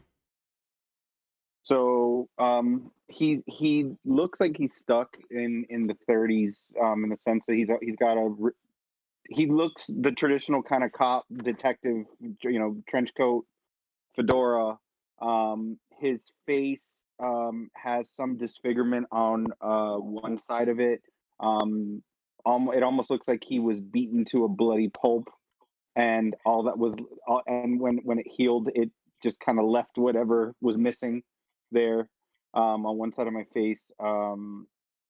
And that's pretty much. I think that's pretty much like the biggest kind of things from it. I think we said one of my ears was like on the side where I got beat up. My ear was like chopped off or like almost missing. Yeah, cauliflower. If I remember correctly. Cauliflower, yeah. Yeah, permanent state of cauliflower. Yeah.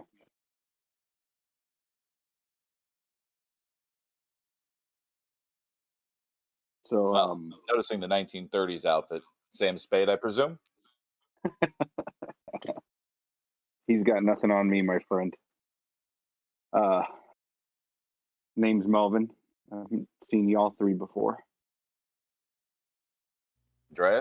Andreas Barker. Pleasure. I extend my hand out. Erickson. Hey, put my hand up. I shake it. That's a firm grip you got there. Brought to you by Potence.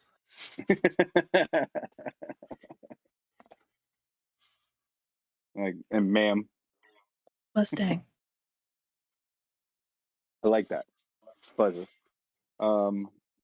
So I do apologize just kind of coming up here, but and I look at I look at Andreas and I'm just like I believe we may have a mutual I guess you would say enemy is the best word to look for. I've got a lot. Well, these folks might have attacked a caravan that your gang was, or I'm sorry, your motorcycle club My brothers. was, your brothers may have been involved in. See, my sire was heading back towards to Chicago. Out of character, Will. Mhm. So, am I aware of what's happened with the caravan? Have I been kept updated on this? Because the last time we played, that was when when we were booking Mickey passage out of Chicago or passage to Chicago. Yeah. You have gotten word back that the group never made it. Okay. Do I know how far? Do I know if it was an attack? If they were waylaid somehow? They blew too many tires. There is no report back except that they did not make it to Chicago. Okay, so they just fucking vanished. Yep. Now Okay, the question I want to ask is, would Andreas tell us this information? Well, they saw me when I made the deal, so I would this No. this isn't something I bother to keep from them. This Yeah, isn't Erickson saw you when you made the deal. getting him out of town. That's actually like really above the board for me. Yeah. Mm-hmm. So they would be aware of it. Yeah. I'm sorry. Sorry to interrupt, Jeff. No, you're no. So I just said to you, I'm like, I think we have mutual potential enemies. My understanding is you may have lost some of your, as you put it, brothers. Caravanning. See, Mickey was my sire, or is my sire. I'm hoping it still is my sire. Frankly, I'm hoping that's the case as well. Otherwise, I don't get paid. But I'm afraid what you've heard is true. Lost. When I say we lost brothers, we really lost them. They disappeared without a trace. None of them. I've only gotten word from Chicago that he never arrived, and that for us is a huge black eye. So do your guys usually? I mean, I don't want to delve too much into your business. I know that that's your business, and trust me, secrets are what I do. But would they have kept track with somebody in your organization on where their whereabouts were, checking in? That's how I know they're missing, is they never showed up in between. There's no points where they would be meeting up. There's no points they need to be making phone calls. So it would be anywhere between any number of highways between here and Chicago, and this is literally without a trace. Well, obviously, I think it would be mutually beneficial for both our parties if I find any information out. I'll be more than happy to relay that, because I know what it's like to lose brothers and sisters. So if I find out anything, if you can let me know a way to reach you, like I said, this is my first time, my pleasure in meeting all three of you. But when he just mentioned the losing brothers bit, I get a real cold but kind of sad, distant look for it. Just Oh yeah. a little bit of something rising to the surface. It's not the first time.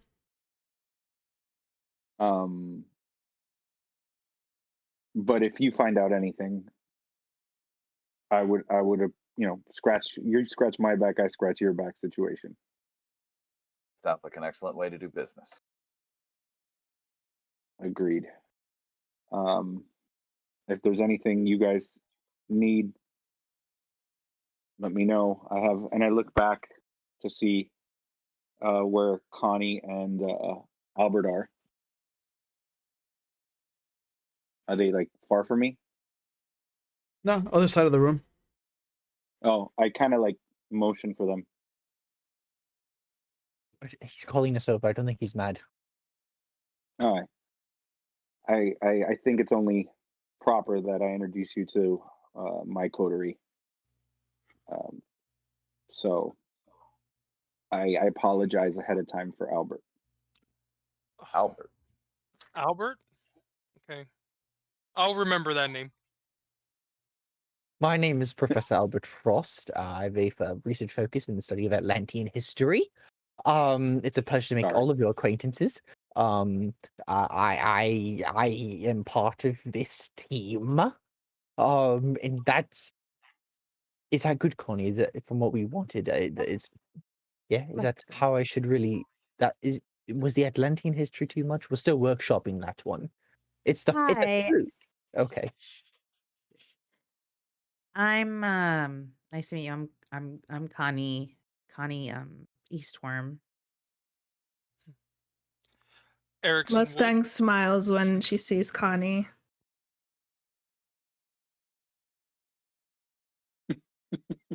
Go ahead, Erickson. Sorry. No, that's okay.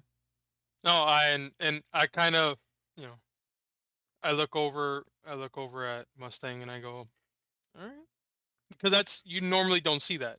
So I normally don't see Mustang give any other emotion than stoic, Mhm. like like That's all I've seen so far. resting Mustang face. So Yeah, yeah. I've only seen resting Mustang and just like teeth bared, let's kill this thing. But that was, Yeah. we're not in front of gargoyle right now. Two switches. I extend my hand out and I said, Erickson Wood, I guess, and then I look over at the other gentleman. I guess if we're putting out names, former state senator Erickson Wood. That's where I recognize you from. I'm not from America. Oh. Oh man. Yeah, you do look familiar. Oh. Yeah, it's like I haven't aged in 10 years. Oh wow. So funny. Mustang. I'm sorry. I'm Nice. sorry. Don't Nice to apologize. meet you, It's Mustang. gonna be a boring evening. Thank you. These two talk a lot. I want to apologize in advance. Oh, have you met Albert? I just did. Yes, we just met Connie. Then I know exactly how you feel. It's a pleasure to meet you, Those people 30 Mustang. feet behind I us. felt a kindred spirit. What is Otis doing as the two coteries that he's dealt with most recently are in front of him, just coming together and coalescing? Just looking, observing the room, looking at everybody. It's been a while since I stepped foot in one of these. Mhm. I'm just, hanging back with with my coterie. There Message. is a very somber feeling compared to the other ones that you've been to before. There's an air of something's different. It's not just a venue. Even Geraldine is looking a little flustered. But as everything starts to come to order, excuse me, there is a moment of silence that is asked of the people gathered here as Sheriff Green kind of steps forward and announces that some people were lost in the accidental fire of the Orpheus Theater.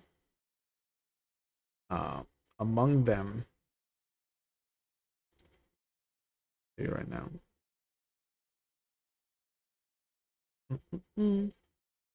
Thought I wrote it down.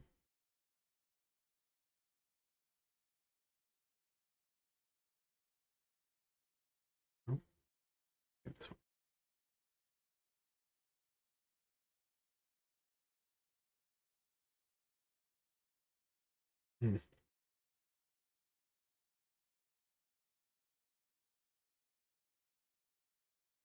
One Malkavian Primogen. No, he's there. Damn it. Him and his 6 personalities. Yeah. They have a moment of silence for Alfred Beckett, the Brewhall whip in the North District, who's responsible for North District. They have a moment of silence for Joshua Allens, who is now considered completely dead, who was the whip for the West District.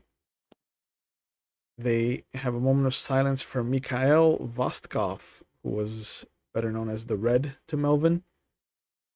He was the Nosferatu whip responsible for the east part of town.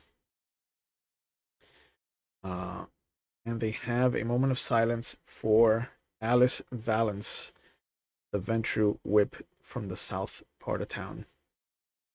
All the fucking whips.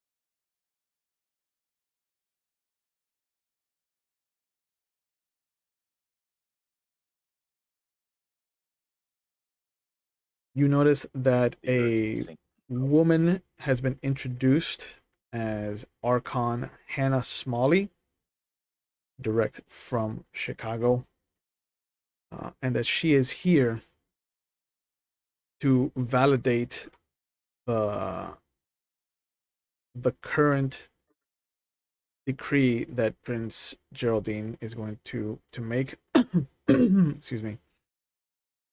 Which is she is calling for a formal blood hunt on Ivette Morrison for crimes against the tower and for uniting a group of anarchs under one banner against her rule of Salem.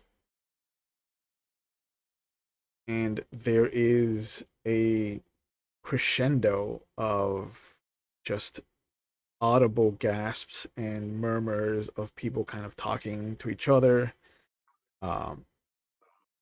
And after a moment, she kind of holds up one hand. It starts to quiet down. And she says, there is also going to be too much of your ease of mind going forward. And with Archon Smalley's help, there's going to be a blood hunt called on Grant Reynolds. He is fair game. Is my understanding even that we are in the presence of the very coterie that has given us access to his whereabouts, and you see her motion to Otis King and his coterie. And Manny is the only one of the coterie that kind of holds his hand up and waves like he's being honored. Everyone else kind of has a somber appearance.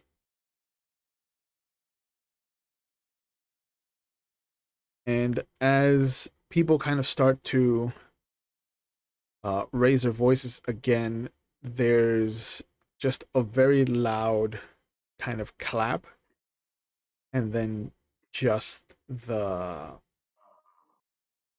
kind of very pedantic kind of clapping as this large figure of a man kind of steps out from behind the crowd, and you can tell that it's Grant because you've seen him, Melvin.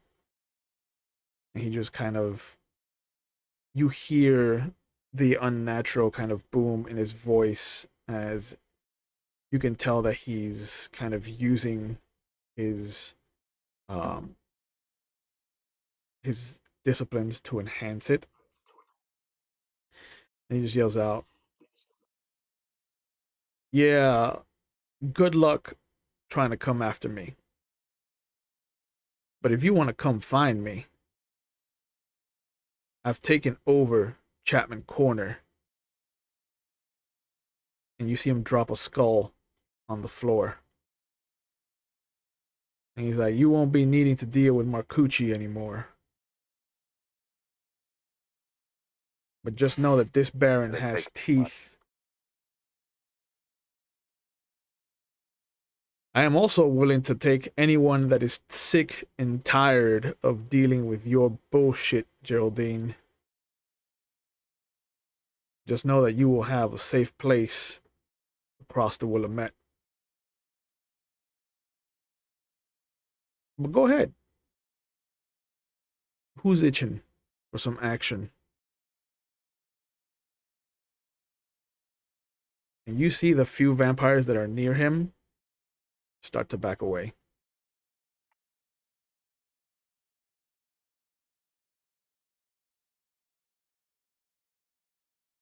do any of you want to try to go toe to toe with Grant Reynolds? Are any of you joining him? There's no combat at Elysium. I'm still in the process of figuring out where everyone stands in this town, so I don't need to do either. I am very conflicted right now. Melvin kind of almost takes a step forward, Yeah. but then Do I I kind of notice stop that? myself. I want to know if I noticed that. Like at I all. shift a little bit, like if I'm gonna start walking forward. Damn. Let's have Erickson make a wits and awareness roll to see if you picked up on it. Melvin moves, I move. That's just how I roll. And can I do the same as well? Sure. We're joining Yeah. another group. Since What am I was rolling? Talking to him, yeah. me too. Wits and awareness. Come with me, Albert. Come along. So As long as we end up in Atlantis. So what do you want me to just tell you the numbers, or if whether or not I got successes? yeah, successes. What's the number to beat? 6 or higher.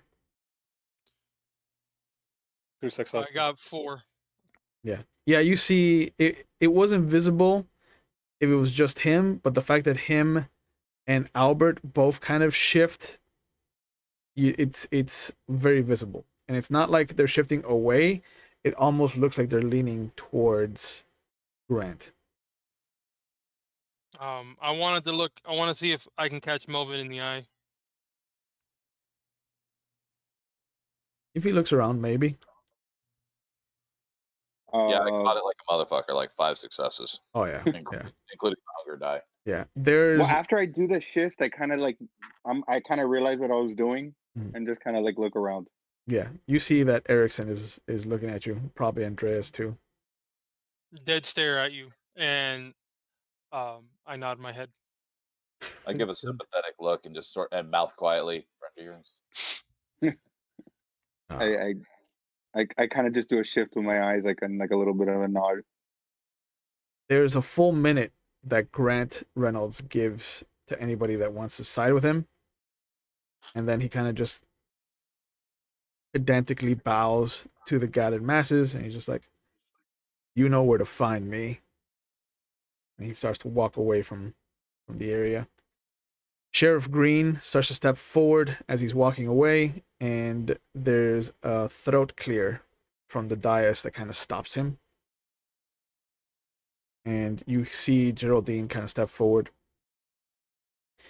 I think that given the appearance of the most faithful coterie that we have had so far, and she kind of motions to Otis King and his coterie, I think that it's only reasonable for us to take the high road here. Mr. Wright, it is known to us that you make a home in West Salem, so I think it only fair that we start to claim it for ourselves. One united city under Camarilla banner. So, I'm going to do something that I have not done in some time, and that is give domain in West Salem to you and your coterie. You may have Chapman Corner and what it entails.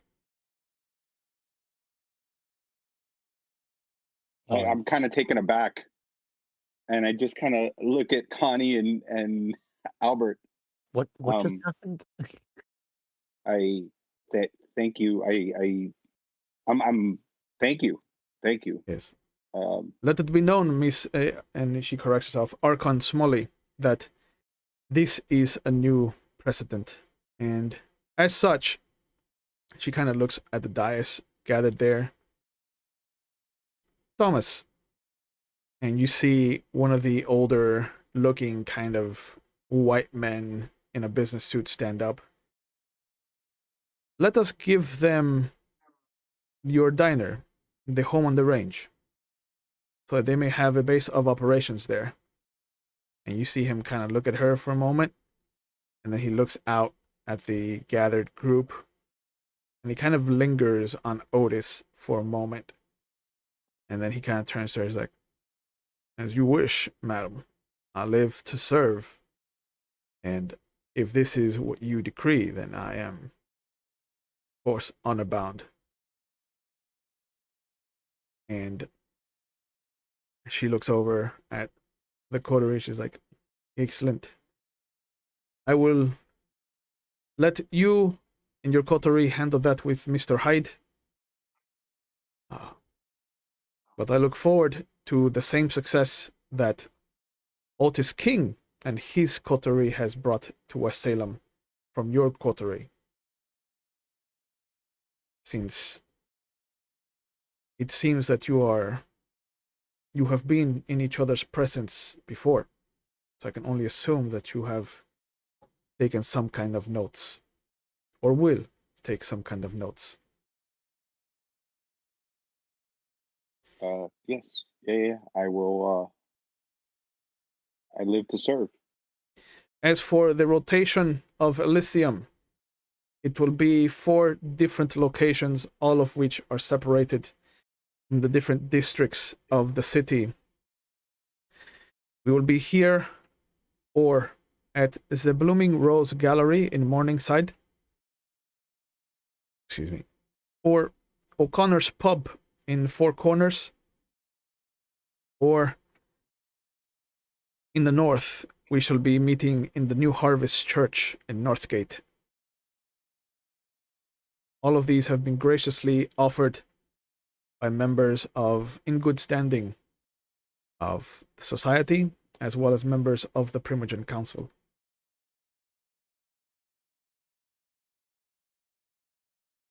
If there is nothing else, I think that we have had enough, shall we say, debauchery for one night. You are all dismissed, but you are free to take any pleasures for the rest of the evening, as Mr. Davies has allowed us the run of his club for the evening. Good night. And you see her start walking away with the other woman who she introduced as Archon Smalley. Melvin, Sir Melvin. No, I'm just kidding. I'm a um, lord now. I own But- land. I bought a foot in Scotland. were we? I'm sorry. I just want to make sure I understood correctly. Were you just given? Was all coterie just given a domain, but we have to kill Grant Reynolds now? It seems so. Did we also get a diner? We got yeah. Oh, my wits. I turn because I think we were still next to each other, and I turned to Andres and I just kind of go, "Well, I guess you know where to find me now."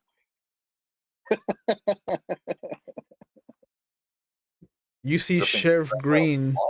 Careful. Yeah, Sheriff Green comes over to the 2 coteries that are gathered together. And he's just like, well, I was going to try to put in a good word for the 3 of you. And he kind of points at Erickson, Andreas, and Mustang. But it seems that Mr. Reynolds has gone and cucked that up.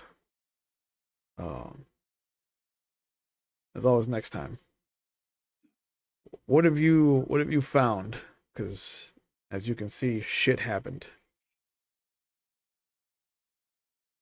Well, first of all, I'm glad you're all right.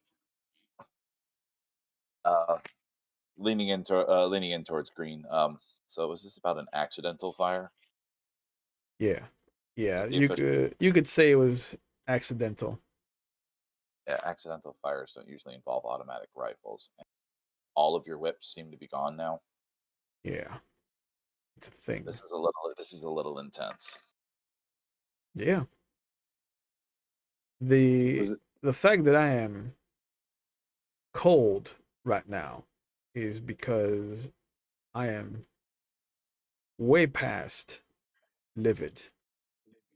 And as long as I stay here in this range, I can probably not kill anyone that I lay eyes on.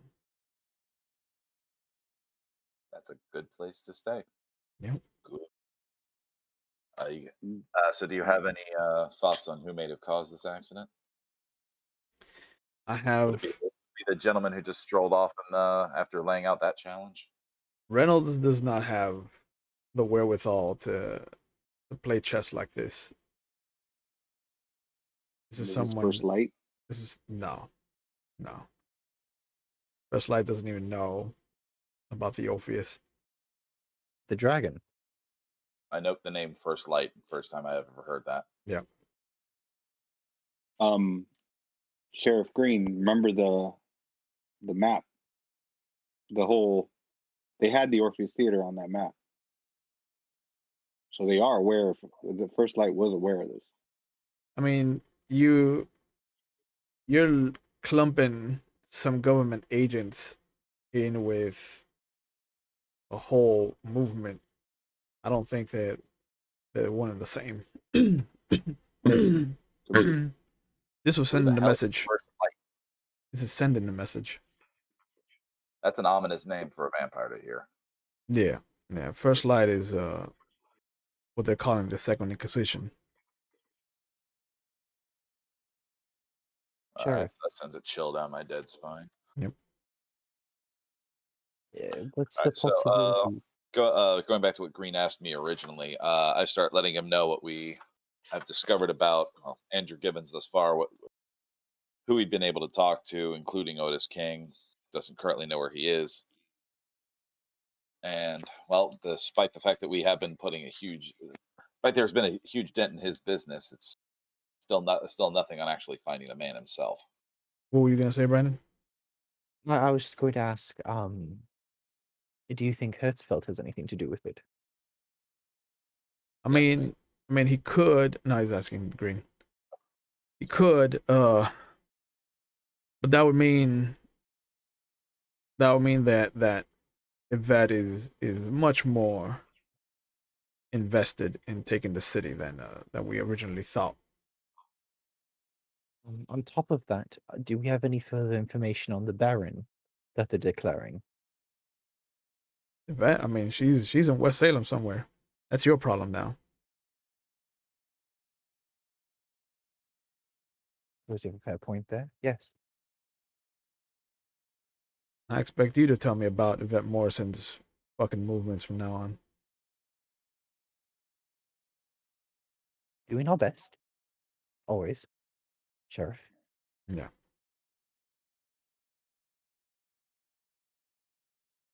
What the fuck does she mean that you were dealing with Otis King?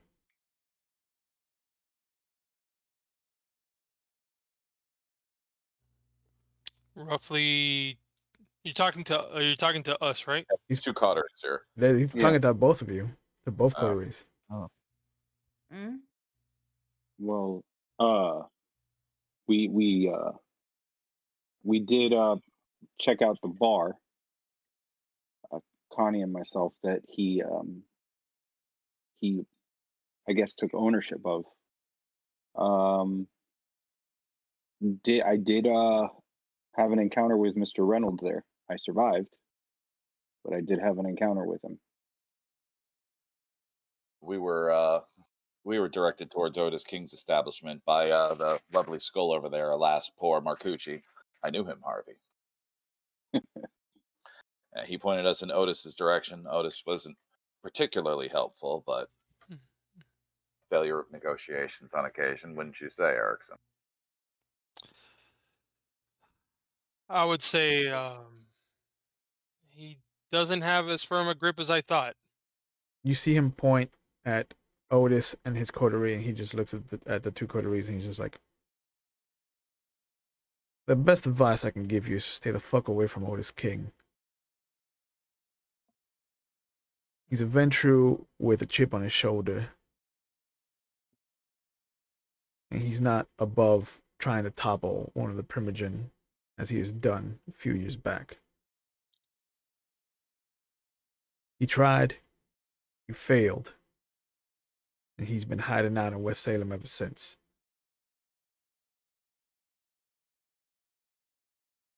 He's not the kind of guy you want to get in bed with. Speaks of fear or patience, and he doesn't look very fearful to me. What do you know of the rest of his coterie? I mean, one of them's a fucking animal. The other one is damn near ghost. I know nothing about John Coulson except his name. And then the creepy one with the fucking face is never left Otis' side. Smiley. You want to talk loyal? Definition's right over there. Good to know. And I want to look over at Otis, and I want to smile, letting him know that I'm here in the spot he said he usually doesn't come to. Yeah.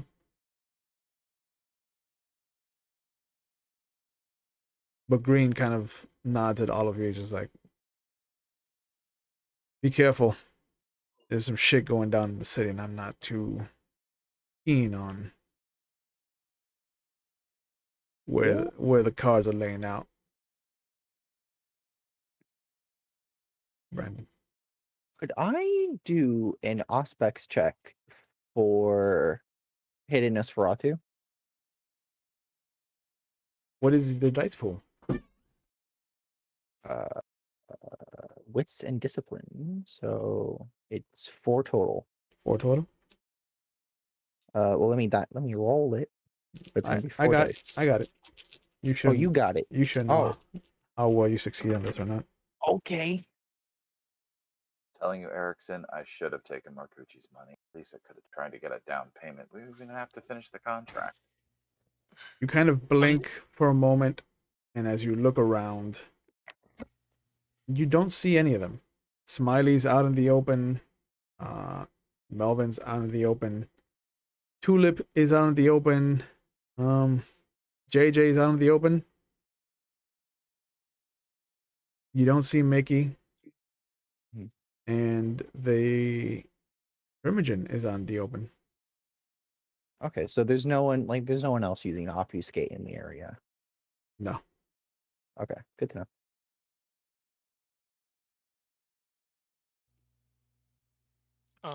I nod to Green, Yeah. and I motion for Mustang to walk with me, to just so that we can look for, like, walk around to see if we can meet my Primogen, if the Bruja Primogen is there. Yeah, sure. Friends of Miss Spaghetti. Yeah. There is a red-haired, green-eyed kind of farmer's daughter of a woman on the dais. Excuse me. That everybody kind of tells you that's the Bruja Primogen. Okay, well, I'm not walking to them. I just need an excuse to leave Okay, with Mustang. sure. So you two separate. If she's okay with if she's okay with Yes. walking with Brusque and to the point. them. Yeah. So You said Tulip is there, right? Tulip is there. I kind of want to go talk to her and take Erickson with me. Okay. I'm So, good with that. I just as we're walking there, I want to be able to tell her that I don't know if I'm indirectly responsible for the things that are happening, but I think we need to stick with Wright's group. I agree. once Erickson and Mustang walk away from the group, excuse me, Green kind of pulls Melvin, Connie, and Albert aside. Yeah. He's like, listen up. Yeah.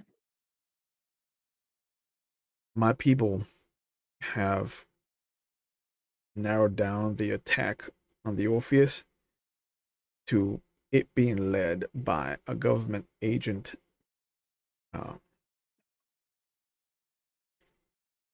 So I haven't gone anywhere. Can I try and get an earshot of this? Sure. Let's have you make a Dex and Stealth check.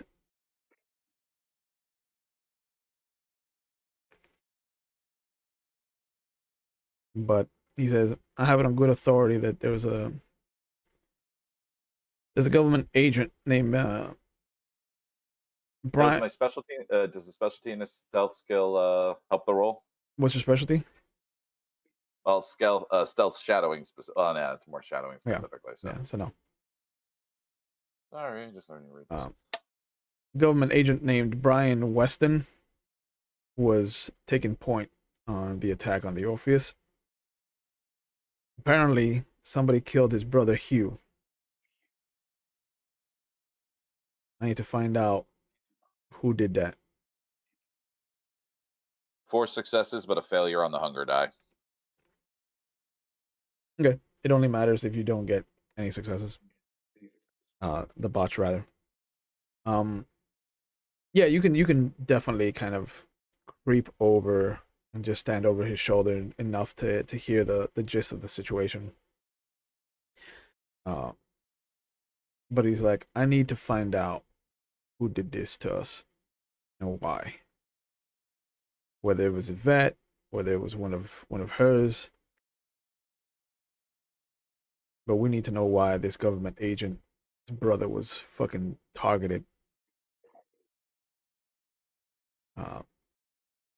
You can let that be your plan A while you get accustomed to having, you know, the Antichrist sitting in your backyard.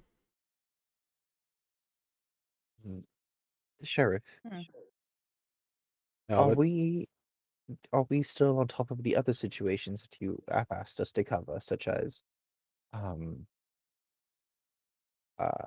the dragon's whereabouts, Andrew Gibbons, Ivette Morrison? Are those still people of note that you want us on top of, or is this now taking priority? The dragon and Morrison can kind of take a back seat. Andrew Gibbons is fucking in the wind as far as I'm concerned. Juliet won't turn him over. And she keeps saying that he's not in the Chantry house, so I don't know where the fuck he is.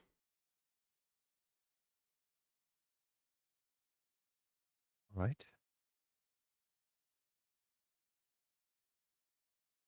So figure out who killed Hugh Weston. Yeah. All right. I'll have Tulip pass along the copies of the police report to you.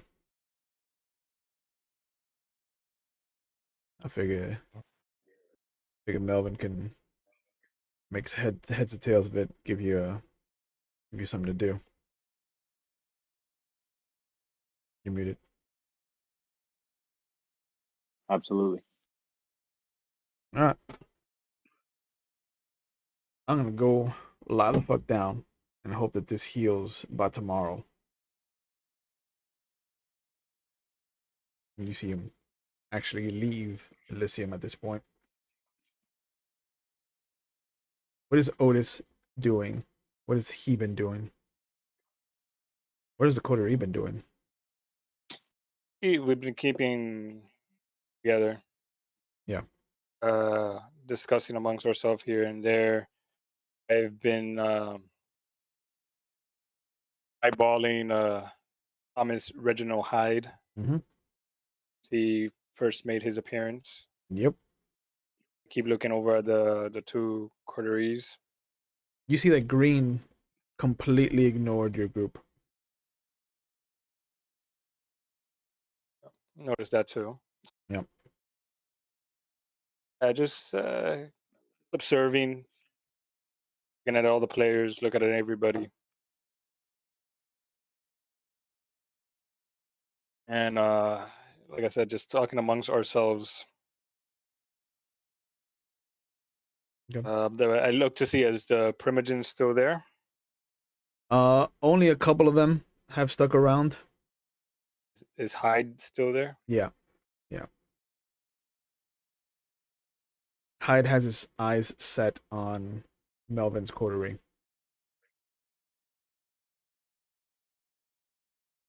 You see that once Green has left him alone, that he's starting to make his way over to them.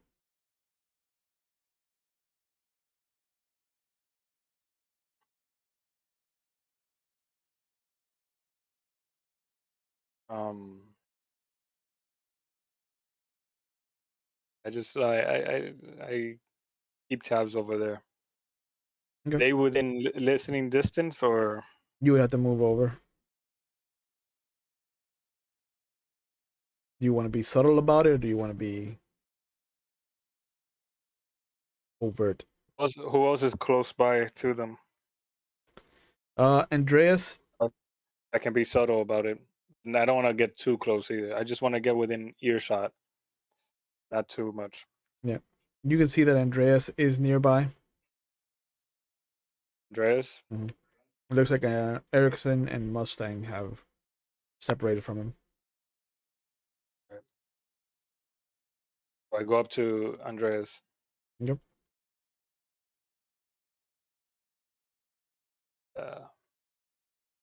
Otis, See, fancy see to see that you this evening. likewise, Andreas. Has Gunther gotten a hold of you? Well, obviously, yeah, he would have. Yep.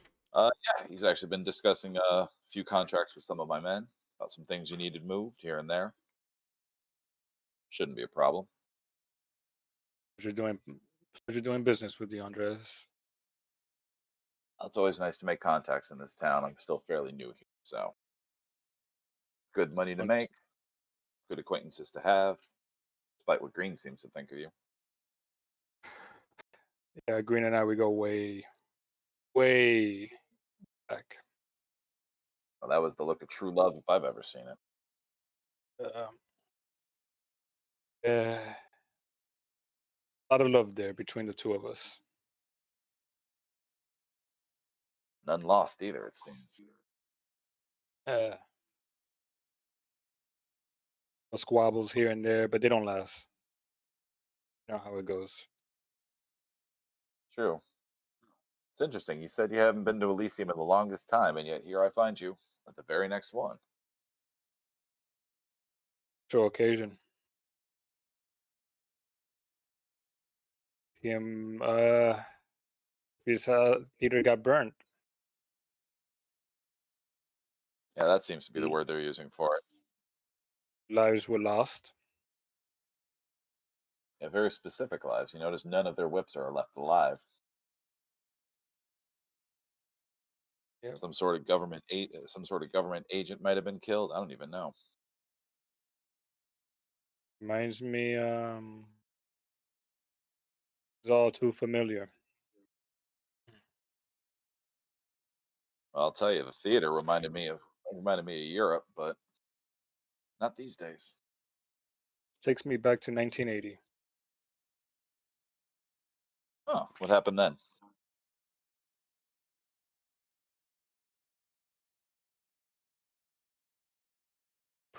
All of the Primogen went lost and missing. Will, is this something I would have known or something I would have heard of before? He's referring to the beckoning. I'm sure you've heard of it, the beckoning. Yeah. When all the That's what I elders fucked off. Yeah. Right. So, yeah. Stupid question. Sorry.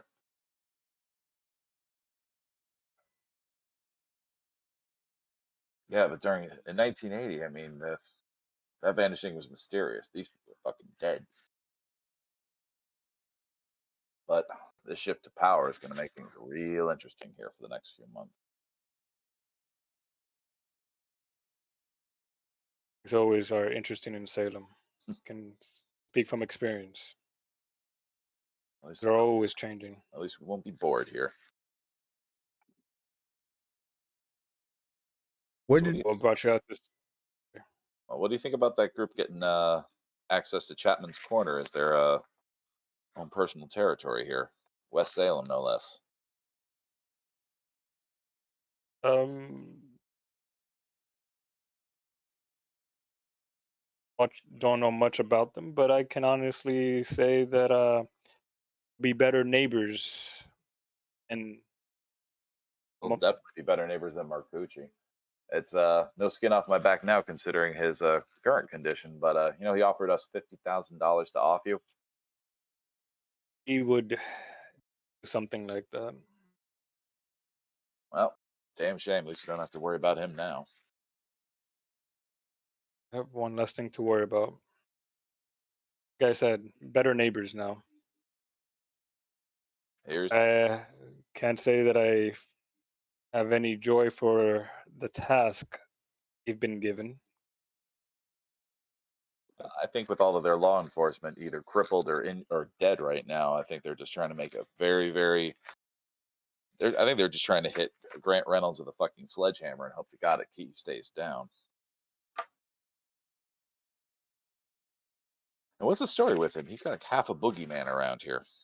I've heard of things from him before that he might have been once part of the Sabbat, but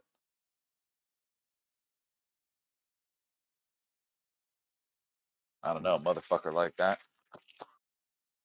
I wouldn't want to take him on one. He's grown a name for himself here in Salem. Definitely grown a name for himself out here. Like you said, coined him well, a boogeyman. Where did Erickson and Mustang go? You're talking to. Tulip. I wanted Tulip. to find Tulip. Yeah, so you see her. People are continually coming up to her, kind of congratulating her. But she sees the two of you, and she immediately kind of loses the joy in her face. Excuse me. She just kind of like holds her hand up. She's like, "Hi again." Hey, Tulip. How you doing? Good. Yeah. How are you doing? Great. Good. That's good. It's good to hear. It's been a while, right? I mean, it's only been like a week or so. Feels like a long time. Yeah, it's a real long time. So, Tulip, what have you been doing? I mean, I got given this title of Harpy now. Great. Yeah, I get to tell people what things are happening. That's great. Yeah. Yep. I have a question for you. Okay. I might have an answer. Have you seen Andrew around? Not since, you know, and she kind of makes air quotes. She's just like the fire. Really? Which fire? She kind of points to the two of you, and then she points at herself. She's like, "Our fire." Got it. She lying?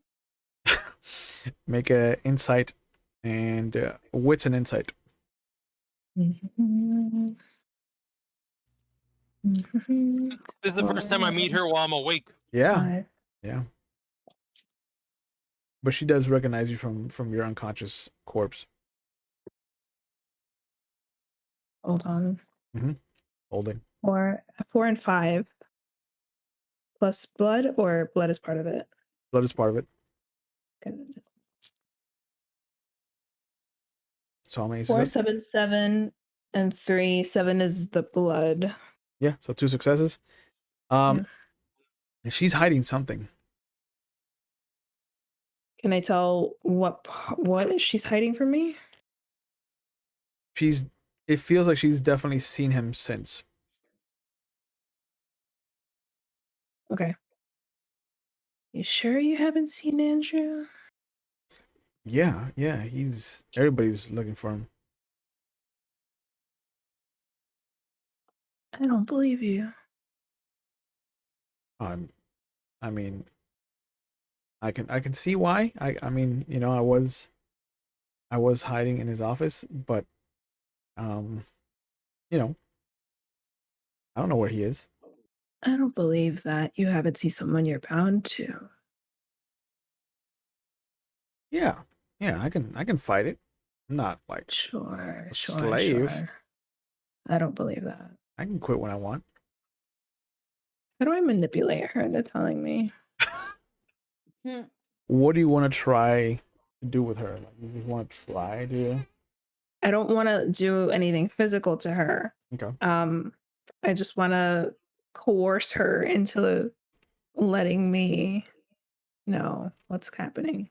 Are you gonna puff yourself up like a cobra? Are you gonna just get real close to her, like uncomfortably close, or like what do you want to do? I can get close to her. Mhm. Am I taller than her? Uh, by like an inch. Okay. Um, yeah, I just kind of want to get a little bit in her face. Yeah, I don't think I would grab her. Not Okay. yet. Uh, let's have you make a manipulation and intimidation roll. 3 and 2, 5. This is going to be interesting. It is. You guys are picking on Okay. Tulip. So we got 10, 6, 8, 3, 2. 2 is the blood. Okay, so 3 successes. You see her kind of take a step back as you get close, and she's like, "Hey, hey, hey! Listen, there's no need. There's no need for that. I'm telling you, I haven't seen Andy since you guys killed that thing in his office. You did kill that thing. I put my hand on Mustang and I look at Tulip. I go, look, Tulip, this is a little strange because this is the second time you've seen me, and this is the only first time I remember seeing you. So, Oh, I'm Tulip," you know, and she extends her hand. and I take my hand out and I grab her hand. Mhm. I'm doing the same thing that I did to Otis, Okay. and I grip her and I bring her close to me. So I'll go ahead and I'll roll that again Yeah. if you want to. Yeah, yeah. Because she's a Nosferatu, so she'll definitely do the same thing to you. Oh man, this is gonna be interesting. Ooh, Uh, ooh, that's wild. yeah. I have 2 10s and one of them is my blood is the blood die. Okay. Oh gosh. So this is gonna be very interesting. Yeah, you see that as you pull her in, the same thing happened that happened in Otis's office, and the beast kind of pulls itself up from your gullet into your actual wrist and fist and hand, and it starts to squeeze. And as Tulip kind of looks down at her hand and yours, you see her wonder quickly turn to anger, and she squeezes back. And as you kind of hear the bones in her hand start to crack, you feel all of the bones in your hand also start to crack. Uh, So now that I have your attention, yeah. So you got 4 successes. So you did 3 points half. She did 2 points of superficial damage. She did halved 4 points of superficial damage to you. okay, that's fine. Now what? And I say it Yeah. without batting an eye. Yeah. Now that I have your attention, and since we're around like-minded individuals like yourself, maybe it's time that you just open up just a little more of what you're holding back from us. Mustang starts to kind of circle her like a shark. Okay. Slowly. Like, You see that she pulls her hand away from you, and she holds it. She's just like, I don't know what you're trying to do, but there's no fighting in Elysium. But I will defend myself. who said anything about fighting? She kind of points to her broken hand. Oh, that's just unfortunately sometimes my strength gets the best of me. Yeah. And you can see that Erickson's hand is mangled. Yeah, It looks like he put it in a wood chipper. Yeah. yeah. I see that your bite is much more ferocious than your bark.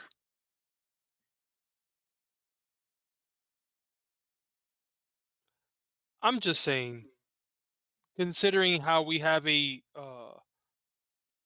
didn't leave on bad terms from what I unfortunately have been told because I can't remember. Oh, we didn't. Oh, we didn't. We didn't. Oh, well, just know that we'll be in town and we'll be happy to discuss this more outside of Elysium. If we do, that trick won't work again. I'm used to men like you, Mr. Wood. You think that you have power, you have money, you can walk over people like me. Becoming what I am, it's taught me that bullies like you just need to be put in your place. Oh, and you just met me and already you have the wrong impression of me. But it's fine. I'm here for the long haul. I'll see you around, Tulip.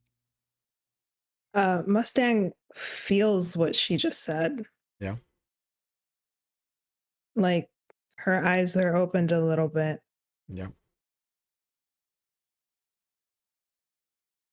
But she nods and she's like, we'll see. She walks away. Next time, try not breaking her hand. Hey, it's so far it's a 50% success rate. Okay, this, I got it now. I'm at the other end of and I'm just like, well, it's my right hand, so Yeah. Well, she's lying about something. well, she obviously loves me. So, uh, if we run into her again, I think it's best that you handle that. Agreed. And as this situation is going on, Thomas Reginald Hyde approaches Melvin and his coterie. Excuse me. You see this older white man with just this kind of like linen suit, this tailored pants and suspenders, and just the vest, the pocket watch comes down towards you. Excuse me. Good evening to the three of you. My name is Thomas Reginald Hyde. I'm the Ventru Primogen in the city, and it seems that I have been voluntold to give you one of my properties in West Salem. Where can I find such a delightful group of people that I might deliver this deed onto your persons? Or should I leave it with my ghoul who manages the restaurant for me? Well, Her name is it is. Valerie. Okay. Yeah. Poor thing just recently had her husband killed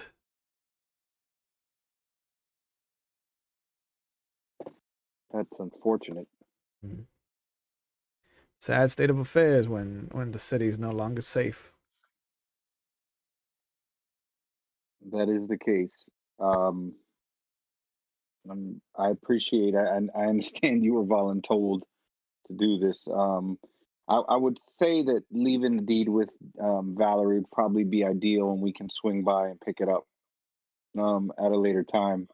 I do understand these circumstances are not ideal for you. Nobody likes being voluntold to do anything, but we will do our best to show your location the proper respect it deserves. I appreciate that. Will you be needing Valerie to stay on, or can I reclaim her for other purposes?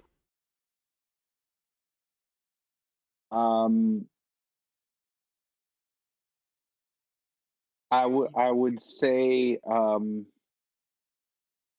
if it's possible, I'm not too familiar until we have some familiarity with the location. If maybe she could just stay on for a short time, just to kind of point us in the right direction. Sure. I just didn't want to lose a ghoul is all. He's been very instrumental in the diner's uptick. Well, and given that you know she has that experience, like I said, your diner, we would want to keep it at the level that is expected of it at this point because of Valerie's hard work and effort. I appreciate that. Now, have you had any issues or any run-ins? Because I know Mr. Reynolds has been there. Have you had any issues or anything that we should be concerned with being the new proprietors of this establishment? Oh, not at all. Not at all. I mean, I guarantee Grant Reynolds' bark is worse than his bite. That man is all hot air balloon with no basket. If you catch my meaning. I'm with you. I'll follow you, sir. Good. I have faith in the group of you. But I did overhear the prince say that she has seen you in the presence of Otis King, and I just can't stand by that. How so? I mean, you've seen the color of his skin. You can't trust those people.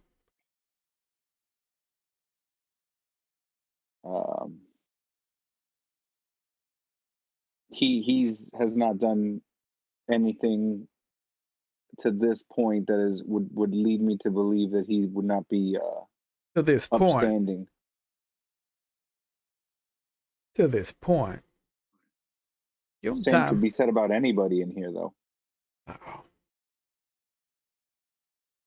We're upstanding citizens of the Camarilla here.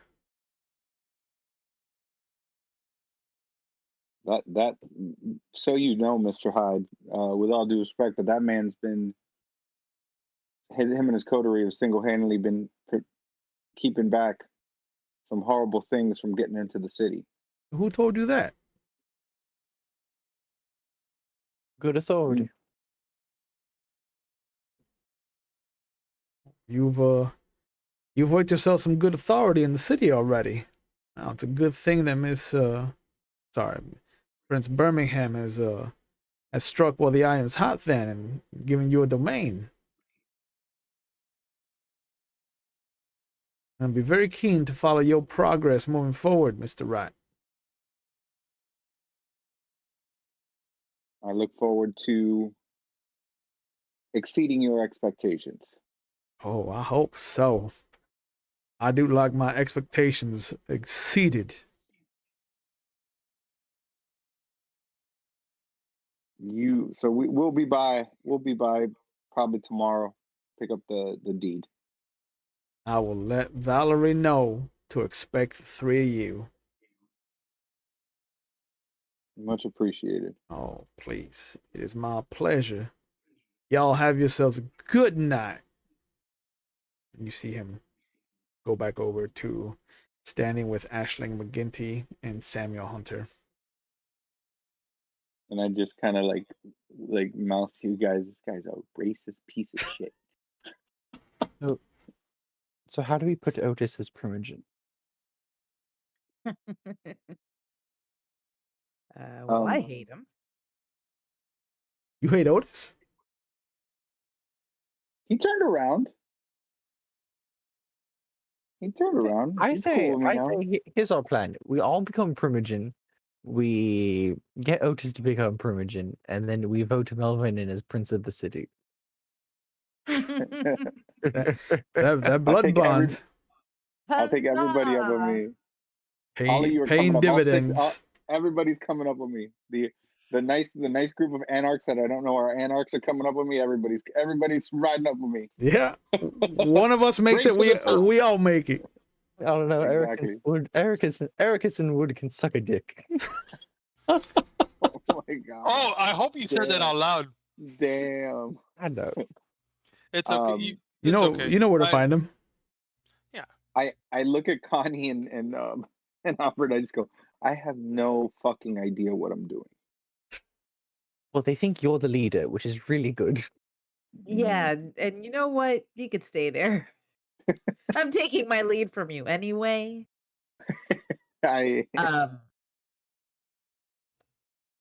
I appreciate the This has been a support. crazy. This has been the craziest night on record. The good thing is, I think we've made a few allies, and so a few new allies. We've met some new faces, so it's always good to have more ears and eyes around the city. And apparently now I have to kill a god, so that's gonna be fun. No, he's not a god. But we can talk about that later. Yeah. You're sad. I have to go to the next Elysium now. They still haven't even officially introduced me to this. So that's true. Yeah. So I gotta Andreas, go to another one of these, man. Andreas and Otis were close enough to overhear that whole exchange with Thomas Reginald Hyde. How do you two react to his declaration? Because you also heard his disdain for Otis's quote unquote people. And you heard my response. The cunt is He's peachy, isn't he? peachy's a term I would have used, but yeah. That was Like this has anything Yeah. to do with anything after the embrace is done. yeah. Well, and an old dog that you can train. No, but you can beat it into submission. Oh, and trust me, I would. Kenny, you had a concern? Oh, No concern. I just wanted to know. I just wanted to let you know that at some point we were gonna get back to Andreas. Okay. 'cause Yeah. And You can come he in should know- at any point during this conversation then. Yeah, well, I'll put my right hand in my pocket. Yeah. So just whenever you feel like you would have hopped in, just go ahead and interrupt the conversation. Another one is smoking a cigarette. Well, I'll show you my mangled hand later. So I'm just gonna put my right hand in my pocket for the moment. Ego is slightly bruised. Yeah. But yeah, so you two were talking. it's no secret. There's bad blood between Hyde and myself for obvious reasons. Go further than this, I'm sure he's got particular reason not to like you. and I got mine. Dealt with his kind before.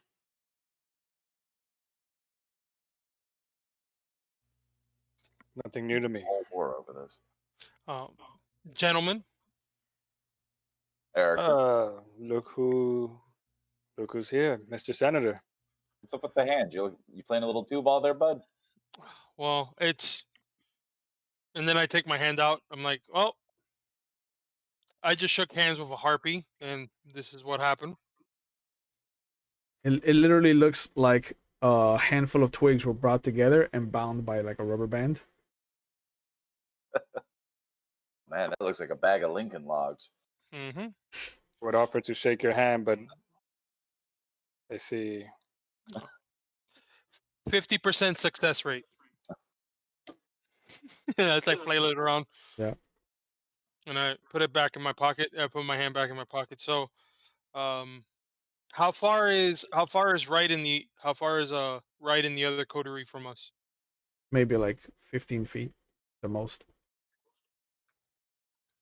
I look over Andreas. I think we should go and formally congratulate Mr. Wright on his new promotion. I think I don't. I I excuse think he's a myself. little overwhelmed with the new position, but yeah, we can say hello again. You Not see, like we just Excuse- spoke with him. yeah, you see Otis excuse himself. Andres will be in touch. Thank you. Absolutely. Looking forward The to it. senator. Otis. Walk away. Under my breath, I hate that guy. Hey, I'm back. Hey, I bet. Hey, I bet. Yeah. I heard that. I heard that. Yeah. Hate that guy. You gotta work on those hands. No, I don't say it under my breath, but Yeah.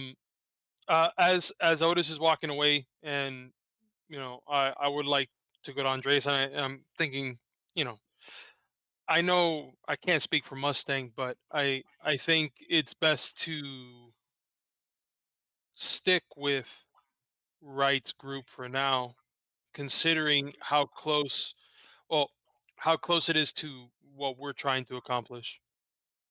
Oh, there's no need to glue ourselves to their asses, but they could be useful to us. We have at least two of the same goals in mind, because I wouldn't mind seeing Reynolds put into the ground on top of that. And they've been looking for Givens as much as we have. I also would like to see Reynolds at some point. I'm sure you would. You gonna shake his hand too? My hand down. Has Erickson told me about what's going on with him and Reynolds? No, I would have figured I would have told you, not necessarily Andreas, because especially considering that his convoy got ambushed that we know of, and I may or may not be indirectly responsible for that. So for now, I'm just keeping it with you. Okay. But yes, I would tell you about the conversation I had with my sire regarding Reynolds. Okay. Cool. Yeah, so the six of you gather up as the majority of the people have already left, including Otis's group, and you can see that as they're heading out of the country club, their ugly Nosferatu just kind of turns and just gives you a very sarcastic kind of salute. Wave. I Wait. wave my right hand. Yeah, I was gonna, please wave the fucked up one. Yeah, if you wave, like he will give you, whoever waves him will get finger guns in return. Fucking love Smiley. Like he will just finger gun right at you, and like pull the hammer down and everything. That's my boy. That's my boy Blue. Well, So old, his finger guns have single action. Yeah. This has definitely been an interesting evening. Congratulations on a diner you can't eat at. Oh, Well, I mean, I could, but it'll get a little messy. Order it rare. First proclamation, 24 hours. But the three of you are welcome anytime. I appreciate it, right? It's a pleasure meeting you, Connie, and you, Alfred. Albert. Sorry. Mayor Wood, I believe. No, I'm sorry. I can't tell from that accent of yours. Could you repeat your name, Alfred? I can't hear you over the poorly made coat. All right. I put my I just put my cap on. I put my fedora back on, and and I'm like, Spending a lot of time in West Salem lately, so if you need to get a hold of me and I'm not answering the phone, try and see if you can find one of the free souls riding around. you got it. You guys like O'Connor's a lot, from what I recall. If you need to reach me, you can always go to the last call and talk to Sam there at the bar. Okay. All right. I wave at Connie. I wave back. I look Don't- Albert up and down, judgingly. Mustang. I love Mustang so much. I suppose I'll take my leave If of you. any of you need me, Find don't something reach out. outside of I Elysium. can't pick up the phone. You I- can't pick up- Yeah, he can't pick up the phone. He He doesn't know how to. can't. He doesn't know how No, to pick up a phone. His flaw is he can't use any type of technology, so he can't pick up a phone. Wait, does he tell us this information? No. He says that. Oh, okay. Do you I did he mean- say that? If No, it's off the any, record. Off the if record. any of you need to reach out, don't. Yeah, that's all he says. Understood. I adjust my fedora and I just go, well, till next time. Yeah. And I just look at Albert and I just like, you embarrass me, and I just start walking away. Yeah. That's your blood bond. That's right. But as everybody goes their separate ways for the evening and the Elysium still kind of lingers in the mind, this is where we'll end tonight's season finale. I'd like to thank everyone for joining us. Please, please, please continue to wear your masks, continue to wash your hands, please get yourselves vaccinated. And if you feel like you need to reach out for help or anything, I'm putting down some phone numbers in our Twitch chat if you're watching live. Because mental health is part of our general health, and there shouldn't be any stigma or taboo about it. If you need help, you should reach out and ask for help. If you're a family member or a friend of someone who is usually a strong personality, please reach out to them, because a simple hello or how are you goes a long way and can do a lot to change someone's trajectory. So please, please reach out if you feel like you want to or you need to. And I will see you on Wednesday for our Legend of the Five Rings game, or on Friday for our Star Wars season finale. And unfortunately, I will not be seeing you next week, as I will be on the road moving to a different city. So enjoy your time off, and I will see you when I see you.